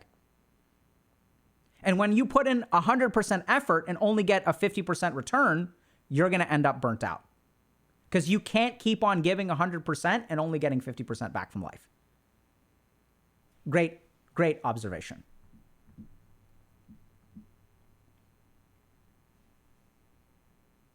Can frontal lobe damage worsen psychiatric disorders? Absolutely. In fact, the reason that we know what we know about the frontal lobe is through damage. So the best way we've learned about the brain is by pathology. So when someone gets hit in the head and some part of their brain gets damaged, we see what changes with them. So there are all these different stroke syndromes, right? Where you'll get all these like weird, manifestations. And basically a stroke, if a blood vessel gets blocked and the part of the brain that blood vessel feeds no longer gets blood, if that tiny portion of the brain dies, then we lose some kind of function. So we've learned most of what we know about the brain, honestly, because this was before we had MRIs and stuff like that, right? So people would make clinical observations and then they'd do autopsies. So there's like a person who, for example, fell and then afterward couldn't recognize anyone. They couldn't recognize people's faces. They could understand voice. They could understand touch. but they couldn't recognize faces. And then what we do is we do an autopsy on that person. We notice, oh my God, this person is missing this chunk of their brain. That chunk of the brain must be associated with facial recognition. Okay. Ultra Mega Pint is asking, how quickly does the improvement of meditation on the frontal lobes go away when stopping regular meditation, or is it like really permanent? So this is a great question. I'm going to answer it a little bit scientifically and a little bit unscientifically. So we know that generally speaking, the clinical benefits of meditation require about 8 weeks. So you may get some benefit from even a single episode of meditation. I think clinically in my practice, I start to see some benefit at 2 weeks usually, but a statistically significant, clinically significant, noticeable difference takes about 8 weeks of meditation, okay? So that's what most of the studies are on. We have very few studies on long-term meditators. Usually like we'll do it on monks and stuff, but not in clinical trials because 2-year, 3-year, 5-year clinical trials are very expensive.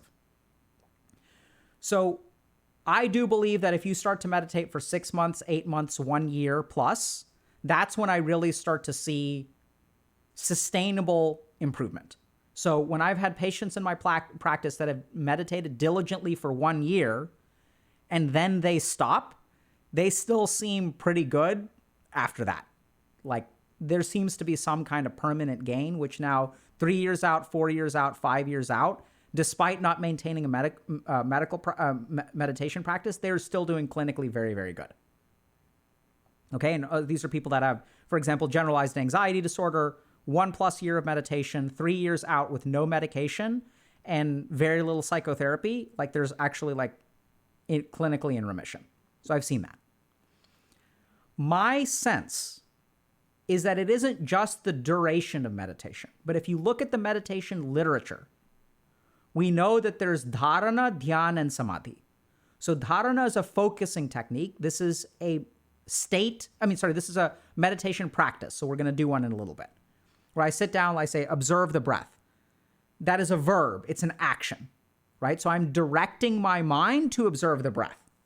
So I'm teaching my frontal lobes how to go to where I tell it to go. So I tell my mind, I want you to focus on this. It wanders away, I bring it back. It wanders away, I bring it back. It wanders away, I bring it back. Each one of those times my mind wanders away, it's like 1 rep. It's like 1 push-up. I'm strengthening my brain's ability to do what I tell it to do. I'm literally training my brain. So a big mistake that a lot of people think is they say, oh my God, my mind is wandering all the time.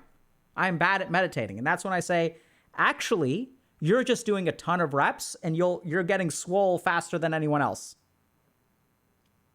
Really common misconception. So it's okay if your mind wanders. The question is, are you able to bring it back? Each time you bring it back, that's when you're actually learning something. That's what's strengthening your frontal lobe.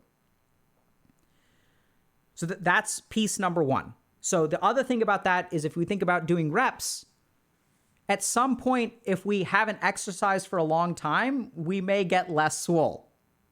So our frontal lobes could weaken over time without that sort of dedicated practice. Okay? Makes sense. We lose some of the benefits of meditation. But the big thing that science really doesn't capture yet, because we're just in the infancy, is the states of consciousness that are induced by meditation. Dhyan and samadhi.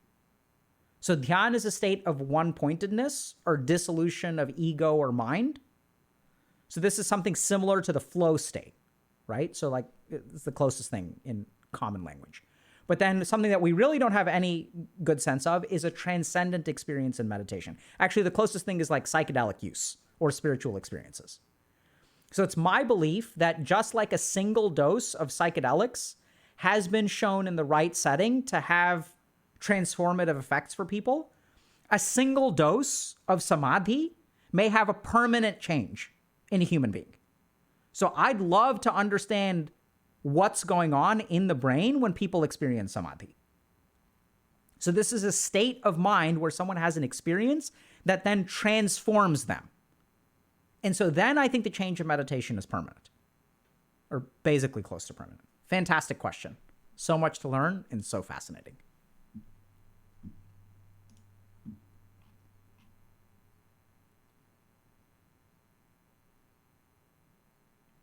Oh my God, there's so many questions. Dude, I stopped. Oh my God. Oh my God. How am I going to get to all these?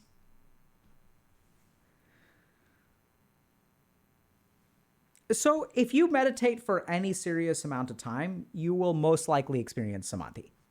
There are certain things that we can do to experience samadhi, like cultivate the experience of samadhi. So I think this is why, like, one of the reasons that, so people are asking if I experience samadhi, I'm just going to choose not to answer that. But samadhi, if you meditate for any given period of time, like any decent amount of time, you will probably experience samadhi. There are a couple of things to understand about what makes it easier to experience samadhi. One is that cultivating the right kind of diet and other kinds of like physical practices is important for samadhi. So monks, for example, will have a very, very strict regimen of what they eat, the purity, like they, no psychoactive substances. They do yoga every day. They wake up at a particular time. They go to sleep at a particular time. So remember that samadhi must have a biological correlate, right? Like if someone has an experience, like there's got to be something going on in the brain. And so then the question is, what are the conditions that will lead to samadhi? So this is where I think that basically when you have this sattvic diet or the monk diet with all this yoga and stuff, you have very, very low levels of inflammation body-wide, right? You have very interesting levels of O2 and CO2 in your blood. So one hypothesized mechanism of samadhi is the ability to tolerate high levels of CO2. And when we have very high levels of CO2 for prolonged periods, part of our brain actually starts to malfunction. So this is why, like normally if you're asphyxiated, your CO2 level will rise, your O2 level drops, and you will be brain damaged. So we don't want to do that, right? But we also know that there are people like free divers who through training can actually tolerate high levels of CO2 and low levels of O2 without damage. And if you look at meditation, so when you do serious meditation practices, your respiratory rate will decline. And there are even things like particular altitudes. This is one of the other reasons physiologically why people go meditate in the Himalayas. So what's different about the Himalayas? There may be purity of air and all that kind of stuff. So very low pollution, which in turn may like optimize your brain even more. But remember that atmospheric pressure is lower. O2 levels are lower. Right? So that's really interesting. So there are all of these physiologic things which essentially monks have figured out through like A/B testing. Okay, let's go meditate in the Himalayas. Let's meditate in the middle of Bombay, Mumbai. Let's see which one is easier. One of them is easier to attain samadhi. And then the last thing which is very important for samadhi is the correct meditation technique. So there are some techniques, like if you look at esoteric meditation and Kundalini yoga and some of these kinds of things where attaining samadhi is like easier. But those techniques are powerful and can be damaging. Because remember, just like the CO2 O2 thing, if you're not careful, like it'll result in brain damage. So samadhi is absolutely, I mean, we know, right, from like lots of meditative traditions that people will experience it. And it's just about setting yourself up. It's kind of like probabilistic in my experience, where if you set up the odds right, like there's a good chance that you'll get into it.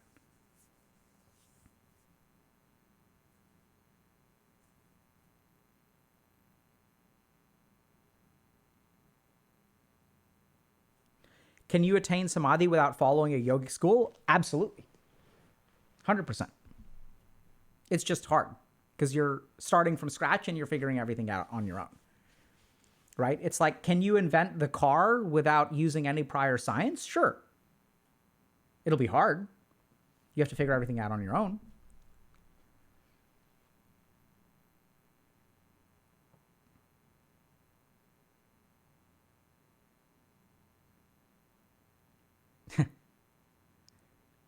So people are asking, can you recommend books for that specific techniques? So no.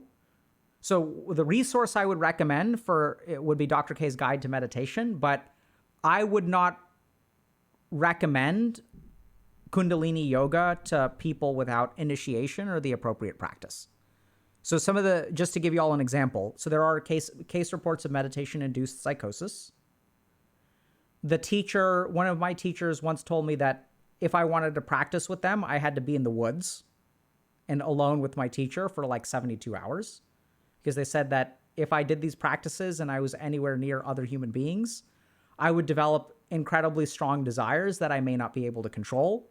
And he was like, basically like, you're going to become incredibly lustful and you won't be able to restrain it. So you need to be completely away from other human beings. So they're like things that I think it's almost like some kind of induction of mania is my guess now. Clinically, like that was before. So remember, I studied in India like years before I went to medical school. Now going back and thinking about what they were actually describing, it sounds to me like a meditation technique that can induce mania. Right? And so there are like a lot of extreme meditation techniques, like, you know, not eating for extended periods of time, fasting for extended periods of time, not sleeping for extended periods of time.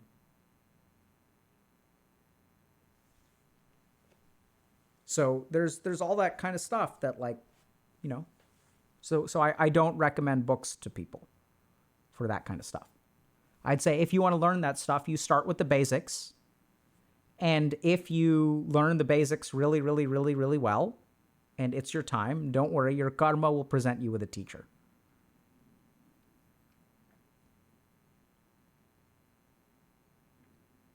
Pirate Hippo saying, okay, I'm kind of scared of meditation. Meditation is not without dangers. Right? But the good news is that like the stuff that we teach has been shown to be basically safe. Like people teach it all the time. So generally speaking, the case reports for meditation-induced psychosis have other kinds of like mitigating factors. So the medical community basically like considers it safe to teach mindfulness and meditation. And we don't teach the practices that are not taught by, generally speaking, acceptable institutions.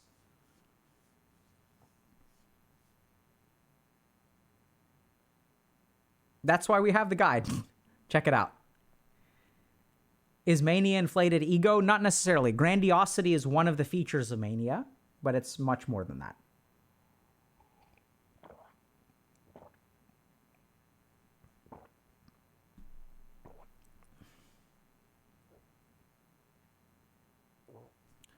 Are there common traits with ADHD? AK, is there any sort of self-diagnose yourself to get it checked out by a professional?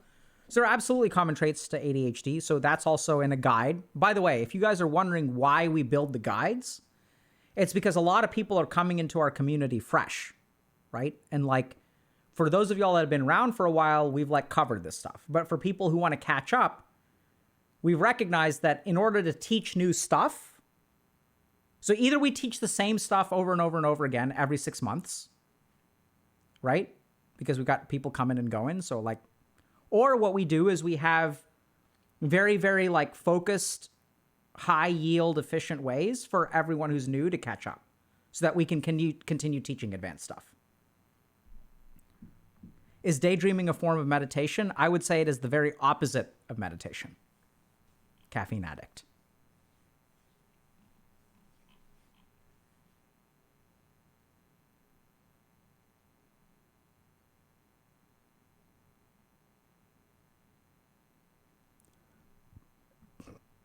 Okay, so Lemon Ginkgo is asking a question about, I've just met a guy with ADHD, but we both have anxious attachment. Can this work out? With my last boyfriend, I had to always kind of emotionally distance to stop us from collapsing in on each other. I'm thinking of trying to talk to him about it, but I don't want it to come across as rejection. Any advice? Yeah. So if you've got anxious attachment, and if someone else has an anxious attachment, remember that fixing relationship problems does not always happen on the relationship level.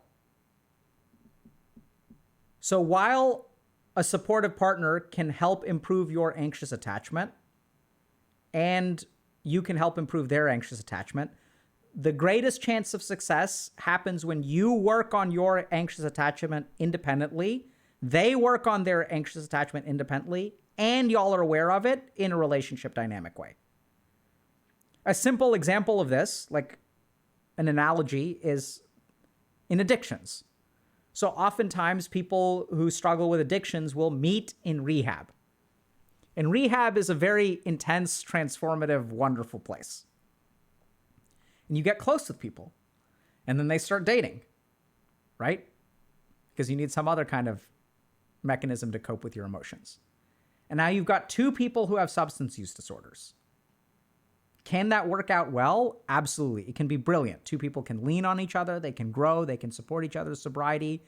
They can help each other when they're feeling cravings and all that kind of stuff. And it can go the opposite way, because now you've got two people with an addiction.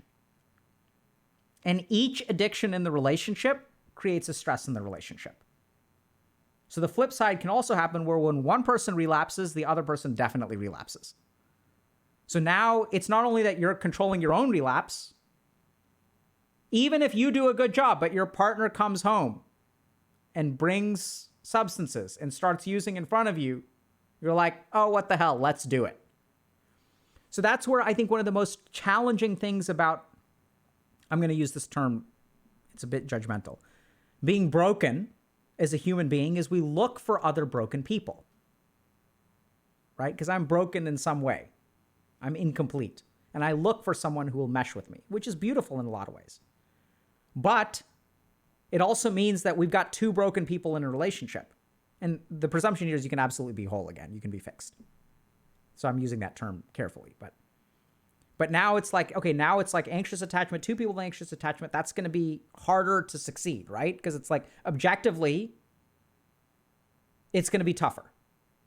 So that's where, you know, even when the person's saying, I don't want it to come across as rejection, see, already your mind is anticipating how that person may perceive it as rejection.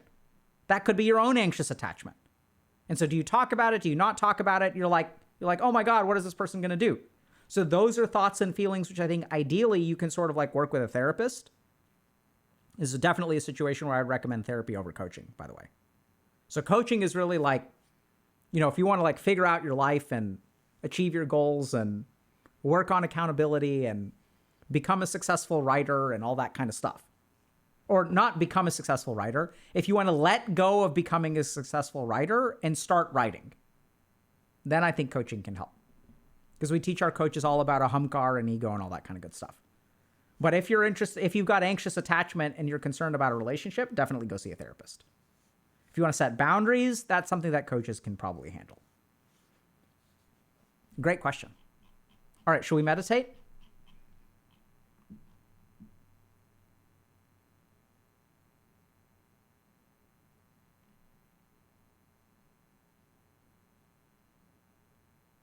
Okay. What kind of meditation do we want? Yeah, we can do the obsessional meditation. Okay. Let's do a meditation about obsessions.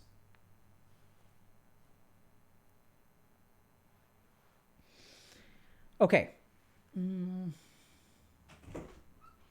Hey. There's a lot of questions in chat, and I feel like if you were just to show people like the guide tree, that would be really helpful.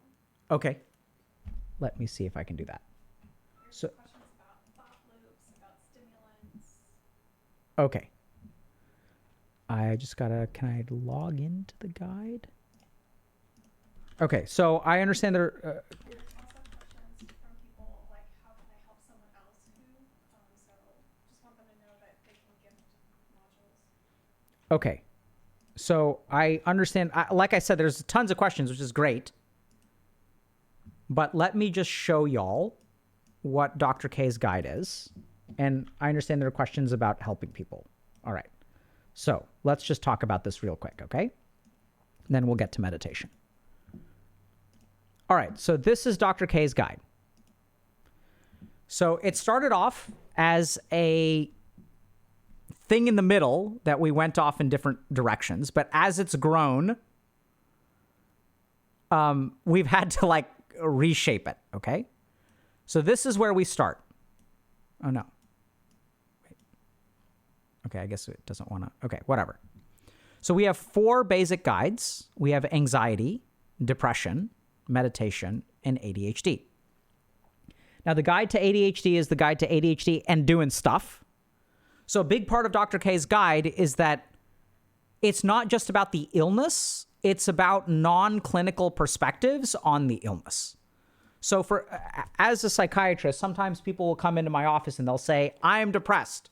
And then I will do a clinical evaluation on them.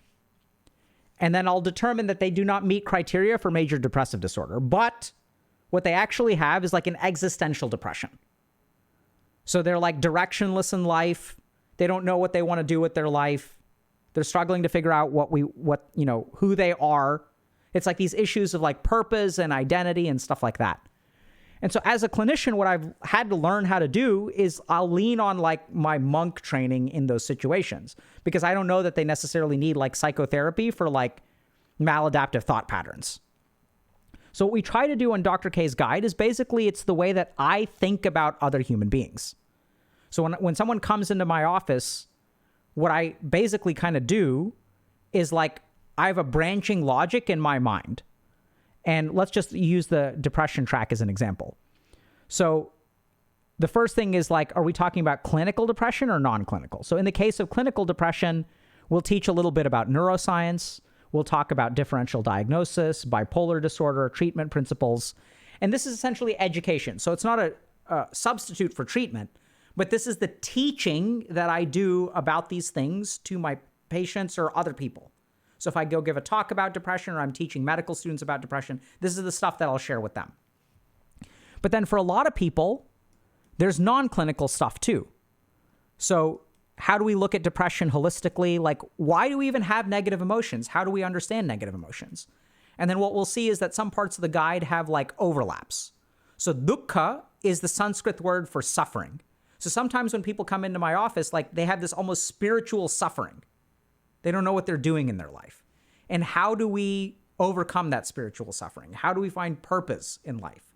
How do we understand karma? Or how do we understand our circumstances? And then even if we go down to negative emotions, what we'll sort of do is we'll teach some about Vedic psychology. So this is kind of like the yogic perspective on the mind. And then what I've sort of found is that people who come in and say, I'm depressed, will often have these 5 kind of psychological complexes called samskars. So people will say, oh, I've fallen behind. And if you guys were paying attention at the beginning of stream, look at that. There's actually a video for that. Another example is protective hopelessness. So we kind of talked a little bit about that too. Another example is the fantasy trap, which is I always fantasize about how I'm going to fix my life, but I never actually do it. Right? So this is kind of, and then we'll also talk a little bit about Ayurveda and things like that. So that's just the depression track though. So you can get that guide if you want. And then in the ADHD guide, for example, we talk about the clinical stuff, right? So we talk about so someone was asking, are there features of ADHD? So that information is there. This is not a substitute for diagnosis or treatment, but it's just the information. It's what I would teach medical students, which I think patients should know, by the way. Right? So how is people were asking, how is the treatment how do I approach treatment for children with ADHD? What about treatment for adults with ADHD? And what about parenting a child with ADHD? Now, this is definitely not treatment, right? Because this is targeted towards parents. They're not even the ones with the illness. But what can you know as a parent about ADHD? And what can you know as a parent? If I was a parent of a child with ADHD, this is what I would want to know. If a loved one, if my cousin, for example, had a kid who had ADHD, this is what I would explain to them. And then we go into some of the clinical stuff, like ADHD and depression, things like that. But then a big part that I'm really happy with is a big part of the ADHD guide is the doing stuff path. So it's Dr. K's guide to ADHD and doing stuff. And we were struggling with the name for a while because it's like, what is this? And I was like, okay, this is a guide about like, if you don't know how to do stuff, like you want to do stuff, but you can't do stuff. That's what this guide is about. So it teaches us a lot about the science of thought. So what do we need to know about the neuroscience of motivation? What do we need to know about dopamine reward circuitry? And one of the biggest problems that I see nowadays is everyone is talking about dopamine, but they don't realize that there's way more to the problem. Everyone's talking about dopamine. And as everyone talks about dopamine, and as we educate about dopamine, is the world becoming hyper-motivated and is everyone accomplishing stuff? Unfortunately, no. It's almost as if, I know it sounds crazy, chat. It's almost as if your motivation has a lot of different components to it. And one neurotransmitter cannot solve everything. I know it's shocking. Shocking, I know. But it turns out that there's stuff with your emotions. There's stuff with a ahamkar, your ego. There's understanding procrastination. There's understanding other kinds of things, other kinds of neuroscience calculations that your brain makes, and how to shift those calculations that tip you into behavior. And then we also do things like, oh my God, chat, technology habits. How do we develop healthy technology habits? Do you think that'll help with motivation? Do you think understanding permissive influences on motivation is really important? I think so. Are you wondering what on earth is permissive influence? What does that mean? That means that there are some things in your life which will cause motivation to flourish, and there are some things in your life that will cause your motivation to tank. And as you think critically about that, like my friend who's going to come over and we're going to get high and we're going to play League of Legends all night, what do you think that friend does for you the next day? Right? So motivation is complex. We talked a lot today about teaching certain skills. So how to plan and goal set, different kinds of mindset, common pitfalls with goal setting, how to deal with getting overwhelmed. And oh, by the way, this is my favorite video, how to concentrate. Because here's the cool thing. Concentration is a skill that you can learn. It's not just some inborn ability, right? So there's a lot that we do here. I was also sort of seeing a lot of questions apparently about, there were a lot of questions about how can I help a friend with XYZ. So we actually have, you can gift the guide. So this was like a feature that we built because y'all were interested. So we got tons of people who use the guide and they're like, hey, how do I give this to someone? We're like, you can't. And then our devs started working on it because people were like, how do we gift the guide? So if you guys know someone who could benefit from this stuff, you can gift it now, you know. Is your video on BPD a good representation of the video style in the modules? Honestly, not really. So I'd say that our video style in the modules is like, I want to say better. So we go a little bit more in depth. The BPD, the problem with all of our Twitch and YouTube content is that it's standalone. So the most you can ever get is like surface. The whole advantage of the guide is that you can go way beyond surface. So I'll give you all just an example. So this is probably my favorite and the worst video in the guide.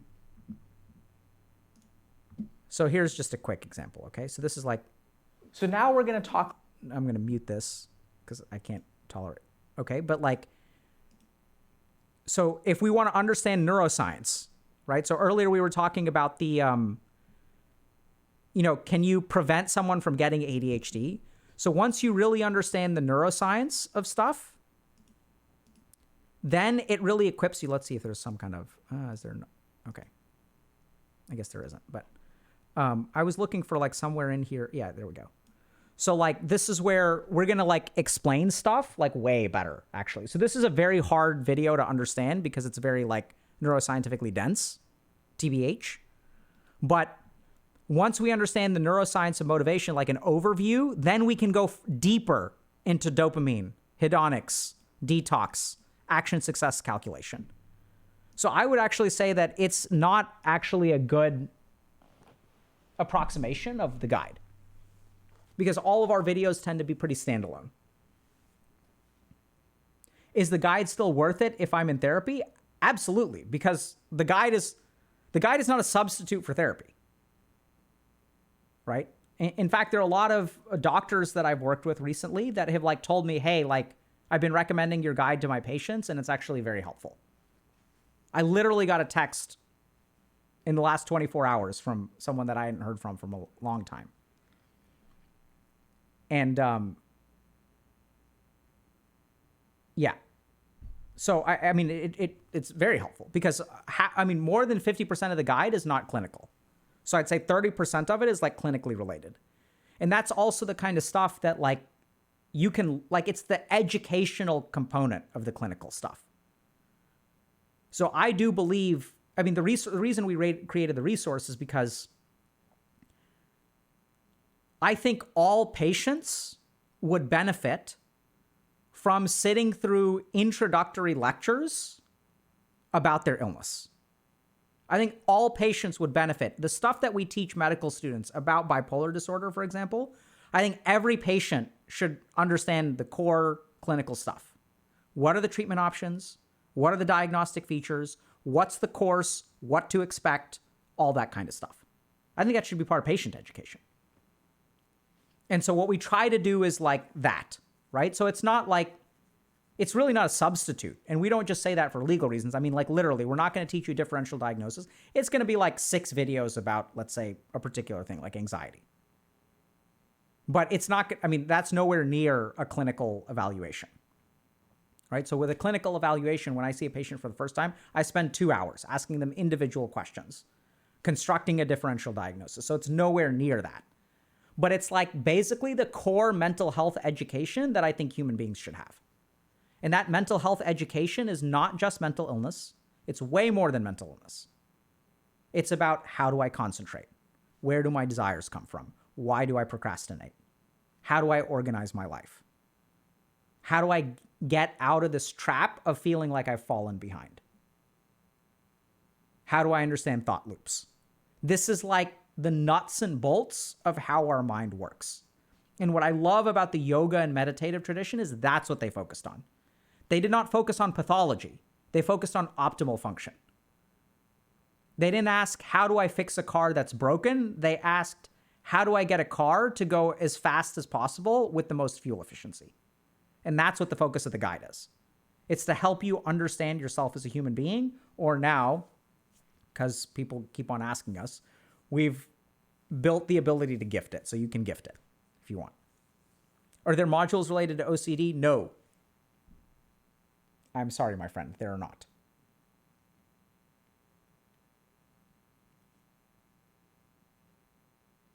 They're big lifts, by the way. So just to give you all an example, the scripts for the guide is probably somewhere between 2 and 3 books. So the scripts for the guides themselves are like, I'm trying to remember. So they're like 160, or maybe now like we're at 250,000 words is what the guides are. So it's the length of like 3 books. And why do we do that instead of writing a book? I mean, we may write a book at some point. It's also because, like, I don't know how to say this, but sometimes, I mean, neuroscience is hard to learn when listening to it. It's even harder to learn when reading it, right? So the whole point is that, like, it's easy to digest. Like our parenting video, this is one that I'm really proud of. You know, like teaches some of these, like, it's digestible, right? And there's like, so, I mean, there's just a lot of stuff that, so like, here's a good example of something that's just easier to explain in a video. So when parents have kids that have ADHD, the parent calls them, hey, you need to get ready for school. And the kid, it's not that they're defiant. You say, get ready for school once, get ready for school again, get ready for school a 3rd time. And then they don't hear you because their attention is disordered. They're so hyper-focused on what they're doing, they literally don't hear you. So what do? You raise your voice, because if you yell louder, if the stimulus increases in amplitude, then your child will listen. So what parents of kids with ADHD learn how to do is raise their voice. And then the only way you know how to get your kids' attention is by yelling at them. And then what impact does that have on the kid? Now the kid is getting yelled at all the time. Lowers their self-esteem. We see this is based in data, by the way, not just Dr. K's opinion. So what parents are sort of stuck with is this situation where the only way you can get your kids' attention comes at the consequence of lowering their self-esteem.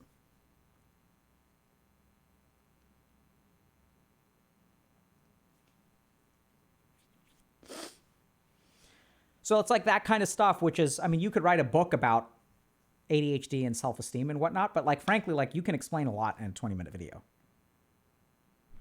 And there's other stuff too. Like, I don't know if we, let me see if I can. So there's also like, you know, worksheets where like we will represent things other ways. And other kind, oh, you guys can't see that. So there's like worksheets and stuff that we'll use as well. So they're like supplementary materials, exercises, meditations, all that kind of stuff. So it's very different from YouTube or Twitch for that matter. And the whole point is like, you know, Twitch and YouTube are great. I love hanging out with y'all. So the downside of the guide, for example, is that I can't answer any questions. The awesome thing about Twitch is that there's interaction, right? So it really reinforces that learning when we give you a worksheet, when there's an exercise. We also do a really good job of pairing meditations with particular goals. So there are particular meditations for ego, particular meditations for Hamkar, particular meditations for emotions, particular meditations to concentrate and focus. So,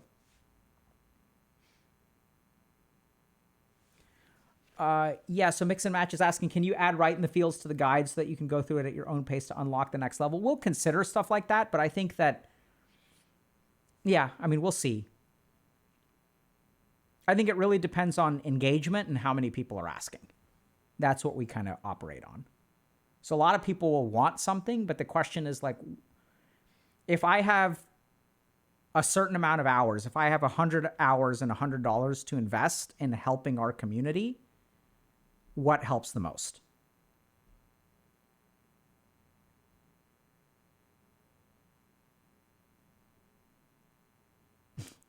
Dr. K's guide to being a cult leader when?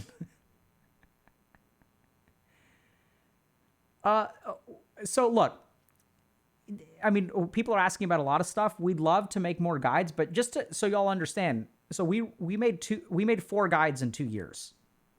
And from a lift perspective, it's like, it's basically writing, you know, I've written 3 nonfiction books in 2 years, in addition to a day job. So we'd love to do it, but it's, you know, it's a lot of work. So that's where if you guys like really want, you know, there has to be a lot of community interest. It basically takes, it takes about, I would want to say 5 to 10% of the time and energy I have per year to write a guide.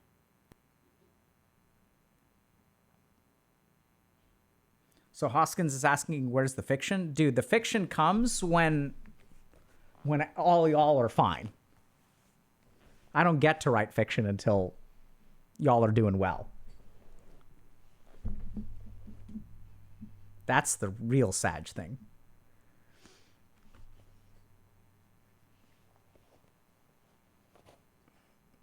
So, but that could be, and it could be forever. Right? So the work that has to be done is the work that has to be done. If it takes forever, it takes forever.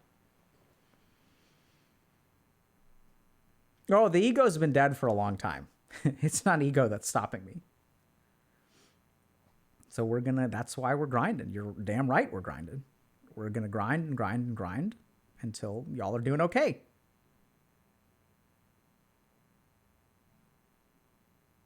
Yeah, I mean, if we've talked about localization to other languages and stuff. If you are a translator, ping us somehow. I don't know how. We'll talk about it. We'll like put it into a file. I'm not giving y'all everything. So here, Rival X Horseman is like, oh my God, this man is really giving us everything he has. I'm not giving y'all everything I have.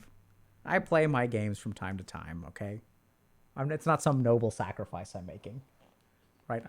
I'm doing okay. I get to eat good food, and, you know, I have a family that loves me very much, and I'm not like slaving away for 120 hours a week to try to save the internet. No. That's all ego too. It's just the goal, the reward that I've set for myself is I get to write fiction once y'all are doing better. That's my reward. It's nothing so noble as, oh my God, like I'm sacrificing myself for the internet. Oh my God. Not a saint, just a regular guy. I'm going to try to help y'all out as much as I can. And like, if I'm going to spend, let's say, 1 month writing, like what makes the world a better place? Right? That's as simple as it is.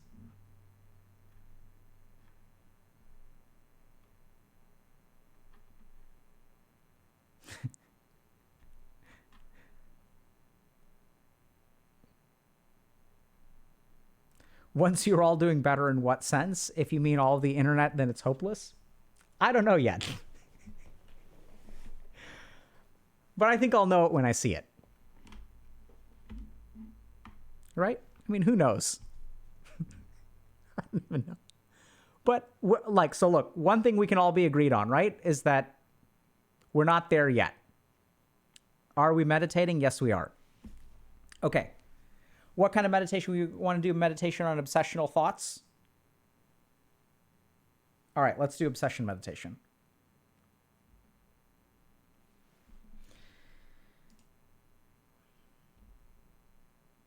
Okay. Let's do a meditation on obsessional thoughts. So let's start by defining what obsessional thoughts are. So obsessional thoughts are thoughts that tend to be intrusive, so we don't want them.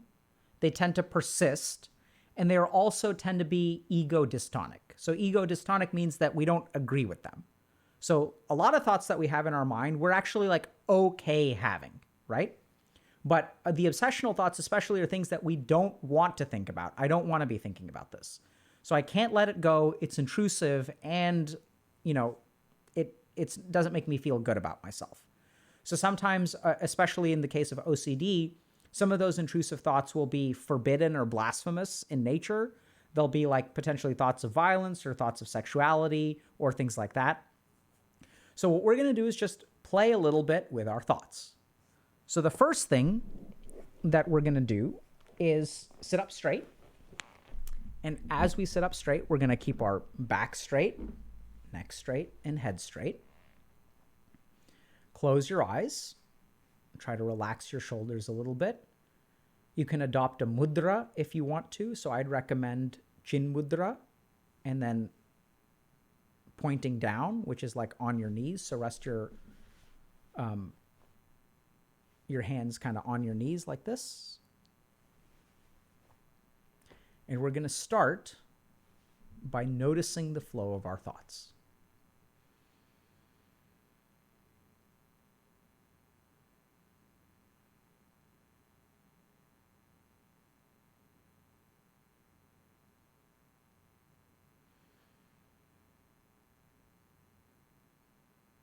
So if there's a thought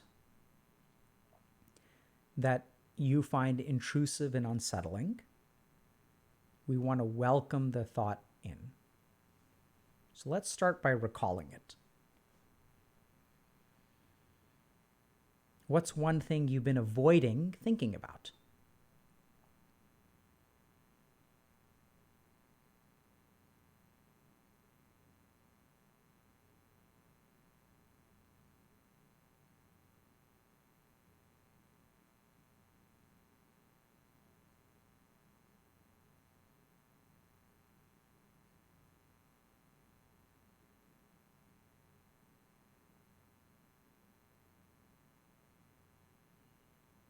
And now, as it's hopefully in your mind, you may notice a couple of different things.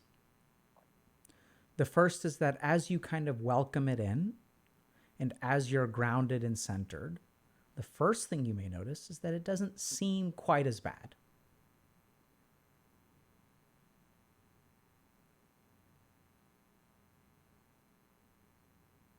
And now what I want you to try to do is push the thought away.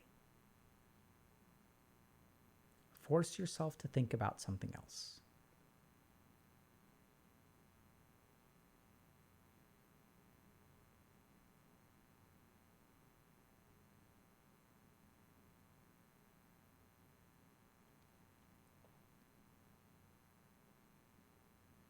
Notice your reactions to the thought.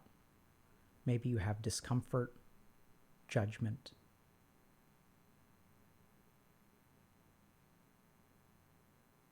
And now notice that the more that you judge the thought, the more that you engage with the thought, the more you argue the thought, or the more you follow the thought. Because sometimes thoughts they'll spawn other thoughts. Your thoughts will chain together. And notice that whatever you do to increase the energy in the mind will grow the thought. As you push against it, you're putting energy into the system. As you run with it, you're putting energy into the system. You're letting it sprout and grow, spread its seeds, and grow into new thoughts.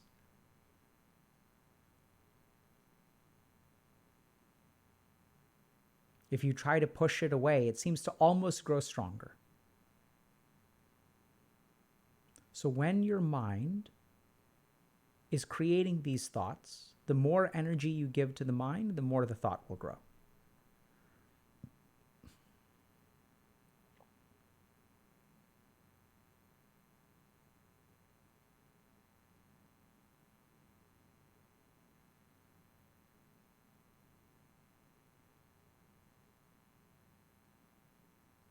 So now we'll reduce the energy in the mind.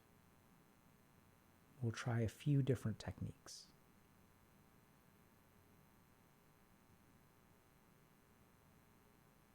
The first is to notice your reaction to the thought. Notice your desire to push it away. Notice the physical sensations that the thought creates. Notice the judgments that you automatically make about the thought. Don't engage with them. Don't run with them. But just notice, because I'm having this thought, I make a judgment about myself. See how I think this about myself.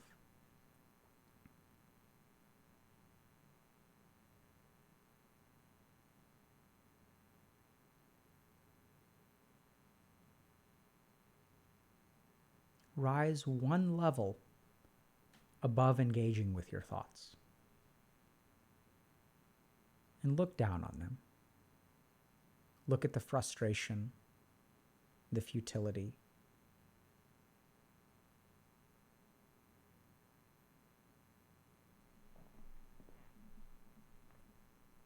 Be careful about judging yourself from this frame of mind, about judging your inability to stop it. Just notice.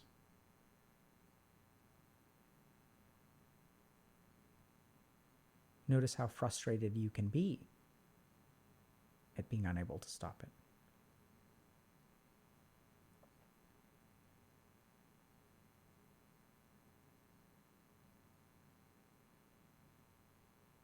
And then rise one level higher, noticing the person who is doing the thinking. Feel your existence where you're seated. Notice that you are simply a vessel, a container of existence, of experience. And that your mind is one part of your existence, but there are all these other parts as well. There's your body, your breath, your sensation of heat, your sensation of touch, what you smell, what you hear.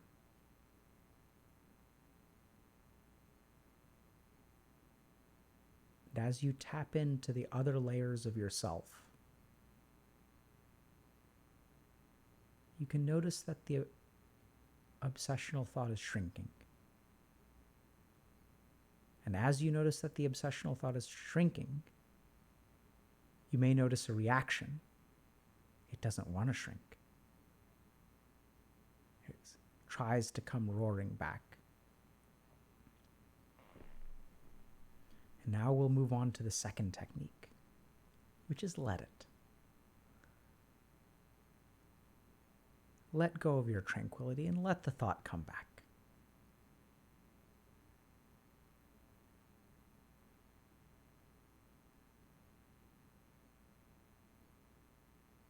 In your mind's eye, see the thought rushing towards you and let it wash through you.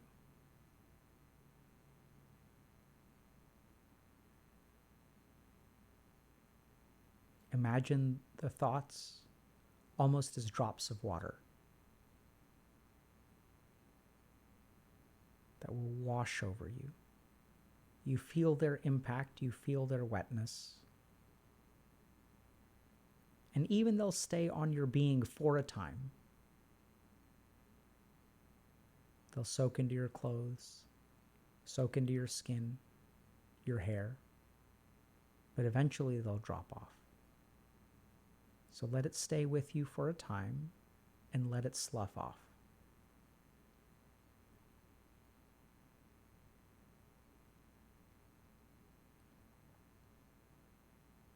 And the third technique is, if it's feeling stickier,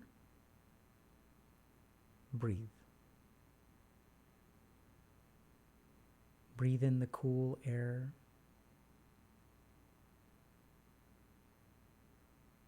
And breathe out the negativity, the thoughts. Feel the tension, the anger, the heat of the thought. And feel it leave your body with each breath.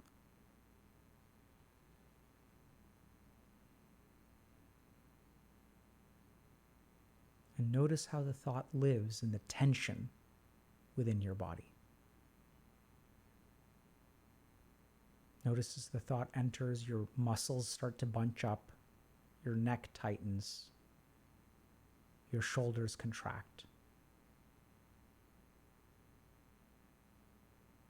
Your chest caves in. And now expand yourself. Tilt your chin up. Deep breath, expand the shoulders, expand the chest. Don't let the thought bow you down. And as you breathe out, relax. Breathe in the expansion, the flow of energy.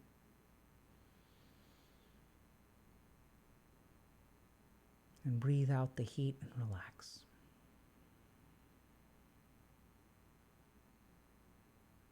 Three more cycles of expansion.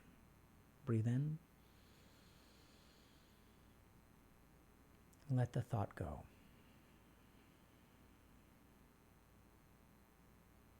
Breathe in. Let the thought go.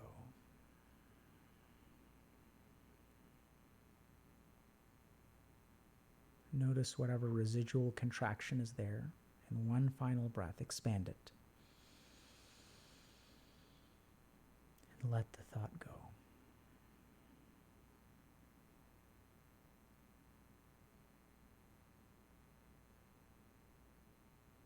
And now just notice your existence in silence.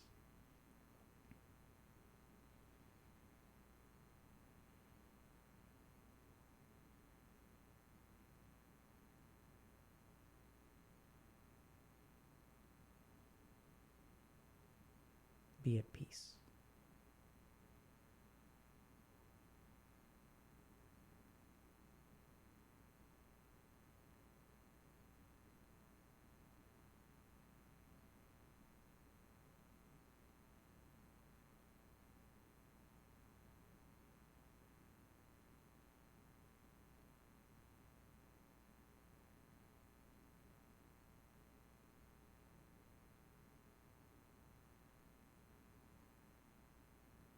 Now come back.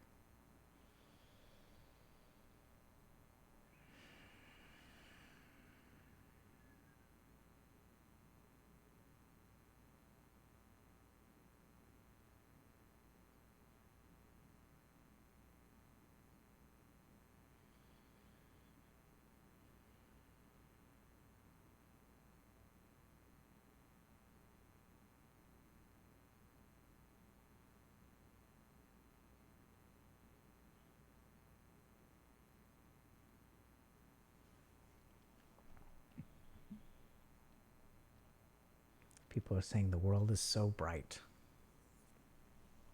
So the problem with obsessional thoughts, with intrusive thoughts, is that they become our reality.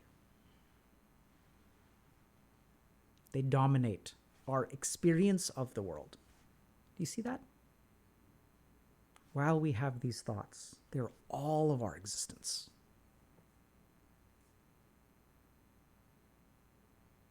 We forget the smells of the world around us, the sounds of the world around us, even the light of the world around us. Everything becomes dominated by the thought. But what is a thought? You can't touch it, you can't smell it, you can't taste it, you can't see it, you can't show it to anyone. A random fluttering that sweeps us away. Because we're ungrounded.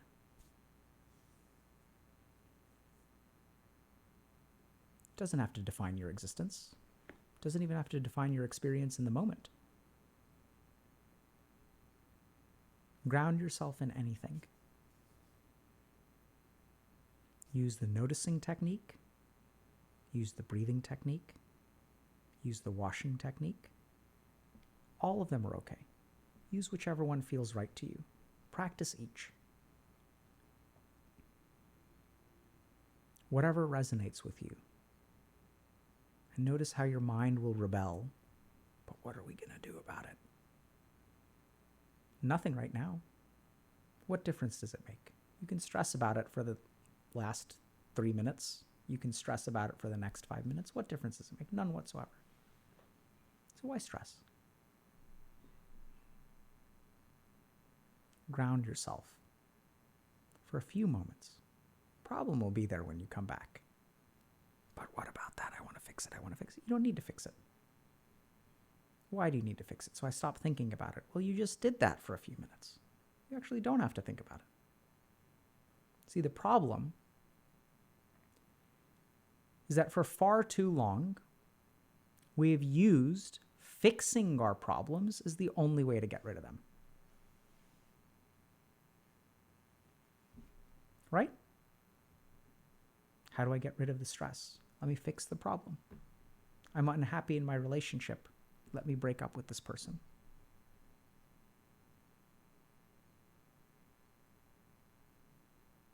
And so our stress in life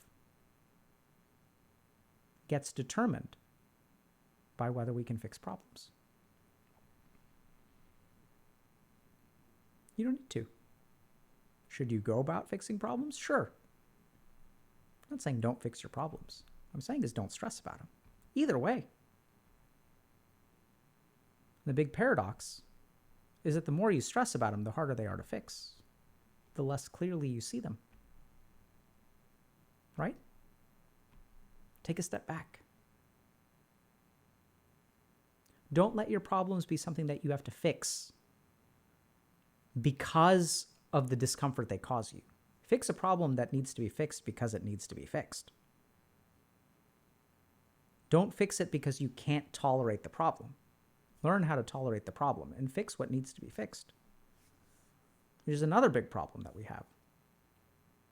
Is we sometimes go around fixing things that don't need to be fixed. Or we end up making decisions to make ourselves feel better. I'm going to leave this relationship, and then we're filled with regret because I shouldn't have done that. I was in a bad place. I made a mistake. I dropped out of school because it was hard. We lose control of our lives because we let our internal experience of things dictate our actions. And the real tragedy there is as we rely on the external world to soothe our internal feelings, we become infants when it comes to tolerance. And then I become dependent on the world to make me feel good.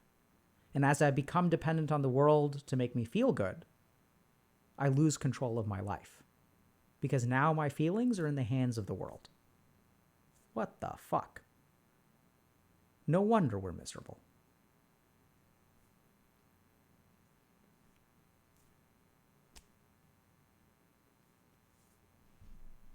enough for today, I think.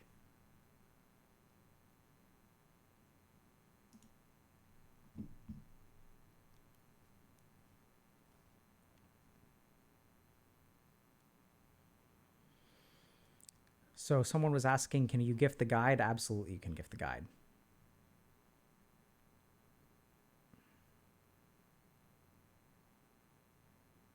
That's great. Jigimaru has COVID. Not that they have COVID right now, but on their weakest days, they're stronger than their obsessive thoughts. Strong work.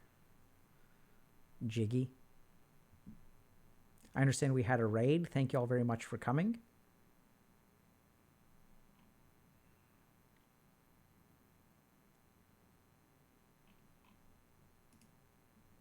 So Koji Korma was saying, oh my God, Dr. K, you're only going to write fiction when we're better.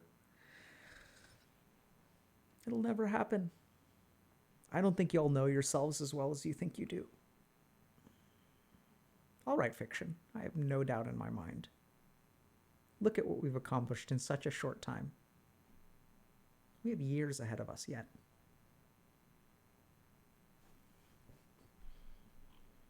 I think my estimation of y'all is maybe a little bit better than what y'all believe of yourself.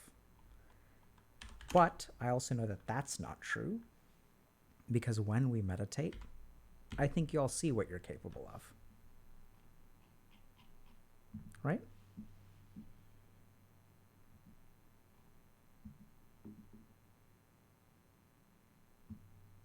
Thanks for the Prime subs. Thanks for the subs. I know, like, generally speaking, by the way, you know, we love it when people sub and stuff. You know, all that good stuff. That's really, it does help us. I think sometimes we should be a little bit more cognizant of those things. I know raids and gifted subs and things like that. Honestly, we do appreciate it. All the stuff that y'all do to support us. You know, I think we really love helping y'all, and we really love the support that y'all give us. I think it allows us to do this kind of thing full time. We're like a pretty big team now, and we're going to continue building stuff like this and trying to make the world a better place. And thank y'all to everyone, you know. And I think a big part of what we try to do is we do want y'all to get better. We want y'all to live lives in which you're happy. We want you to live lives in which you can be proud of what you've accomplished. We want you to master yourselves as human beings. And watching stream is a great way to do that. Doing Right in the Fields is a great way to do that. If y'all have a targeted problem or you're looking for change, like within 8 to 12 to 16 weeks, coaching is probably the best way to do that. Right? And this is where, if you've been paying attention today, remember what we were talking about. That sometimes the best way to move forward is to do the thing that you think is stupid. So one of the things that I'll sometimes see this kind of stuff where people will be like, will coaching work for me? Because if you're thinking about doing it, what happens? Your mind starts to think all kinds of things, right? Oh, what if it doesn't work? What if this? What if that? And so you never really give it a shot. You never give it an opportunity. Or you're expecting a change within a week or two. Transformation. But I'd say be careful about the thoughts, whether you're thinking about coaching or anything else. Be careful about the thoughts that hold you in place. Because ultimately knowing whether it works for you requires you to try it. Right? And we've done the best that we can to assure a certain degree of competence on our coaches, as well as like what to expect from results. And we're confident in it. But at the end of the day, you're the one who has to take the plunge. So be careful. Who are we rating, chat?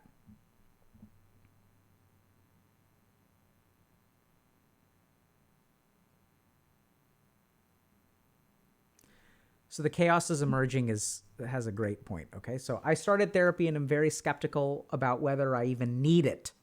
But hearing this helps. Well, I'm thrilled that we helped you increase your interest in therapy. But I think this is the problem, okay? The problem is the idea that we need it. Do you need therapy? Do you need coaching? It's the wrong way to think about it. Question is, Does it help you get to where you need to go? Why are you living a life based on what you need? See, we let needs drive so much of our life. I need to study. I have a test tomorrow. I need.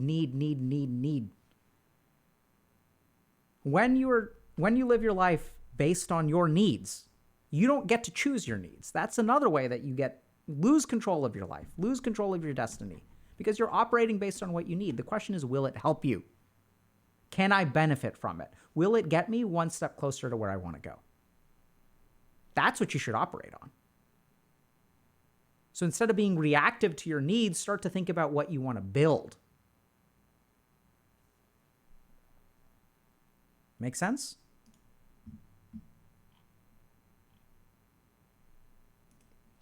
All right. Chemistry.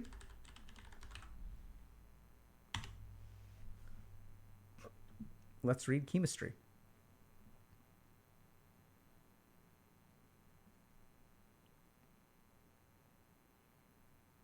All right, y'all. We'll see y'all. Today's Wednesday. We'll see y'all on Friday. Take care, everybody.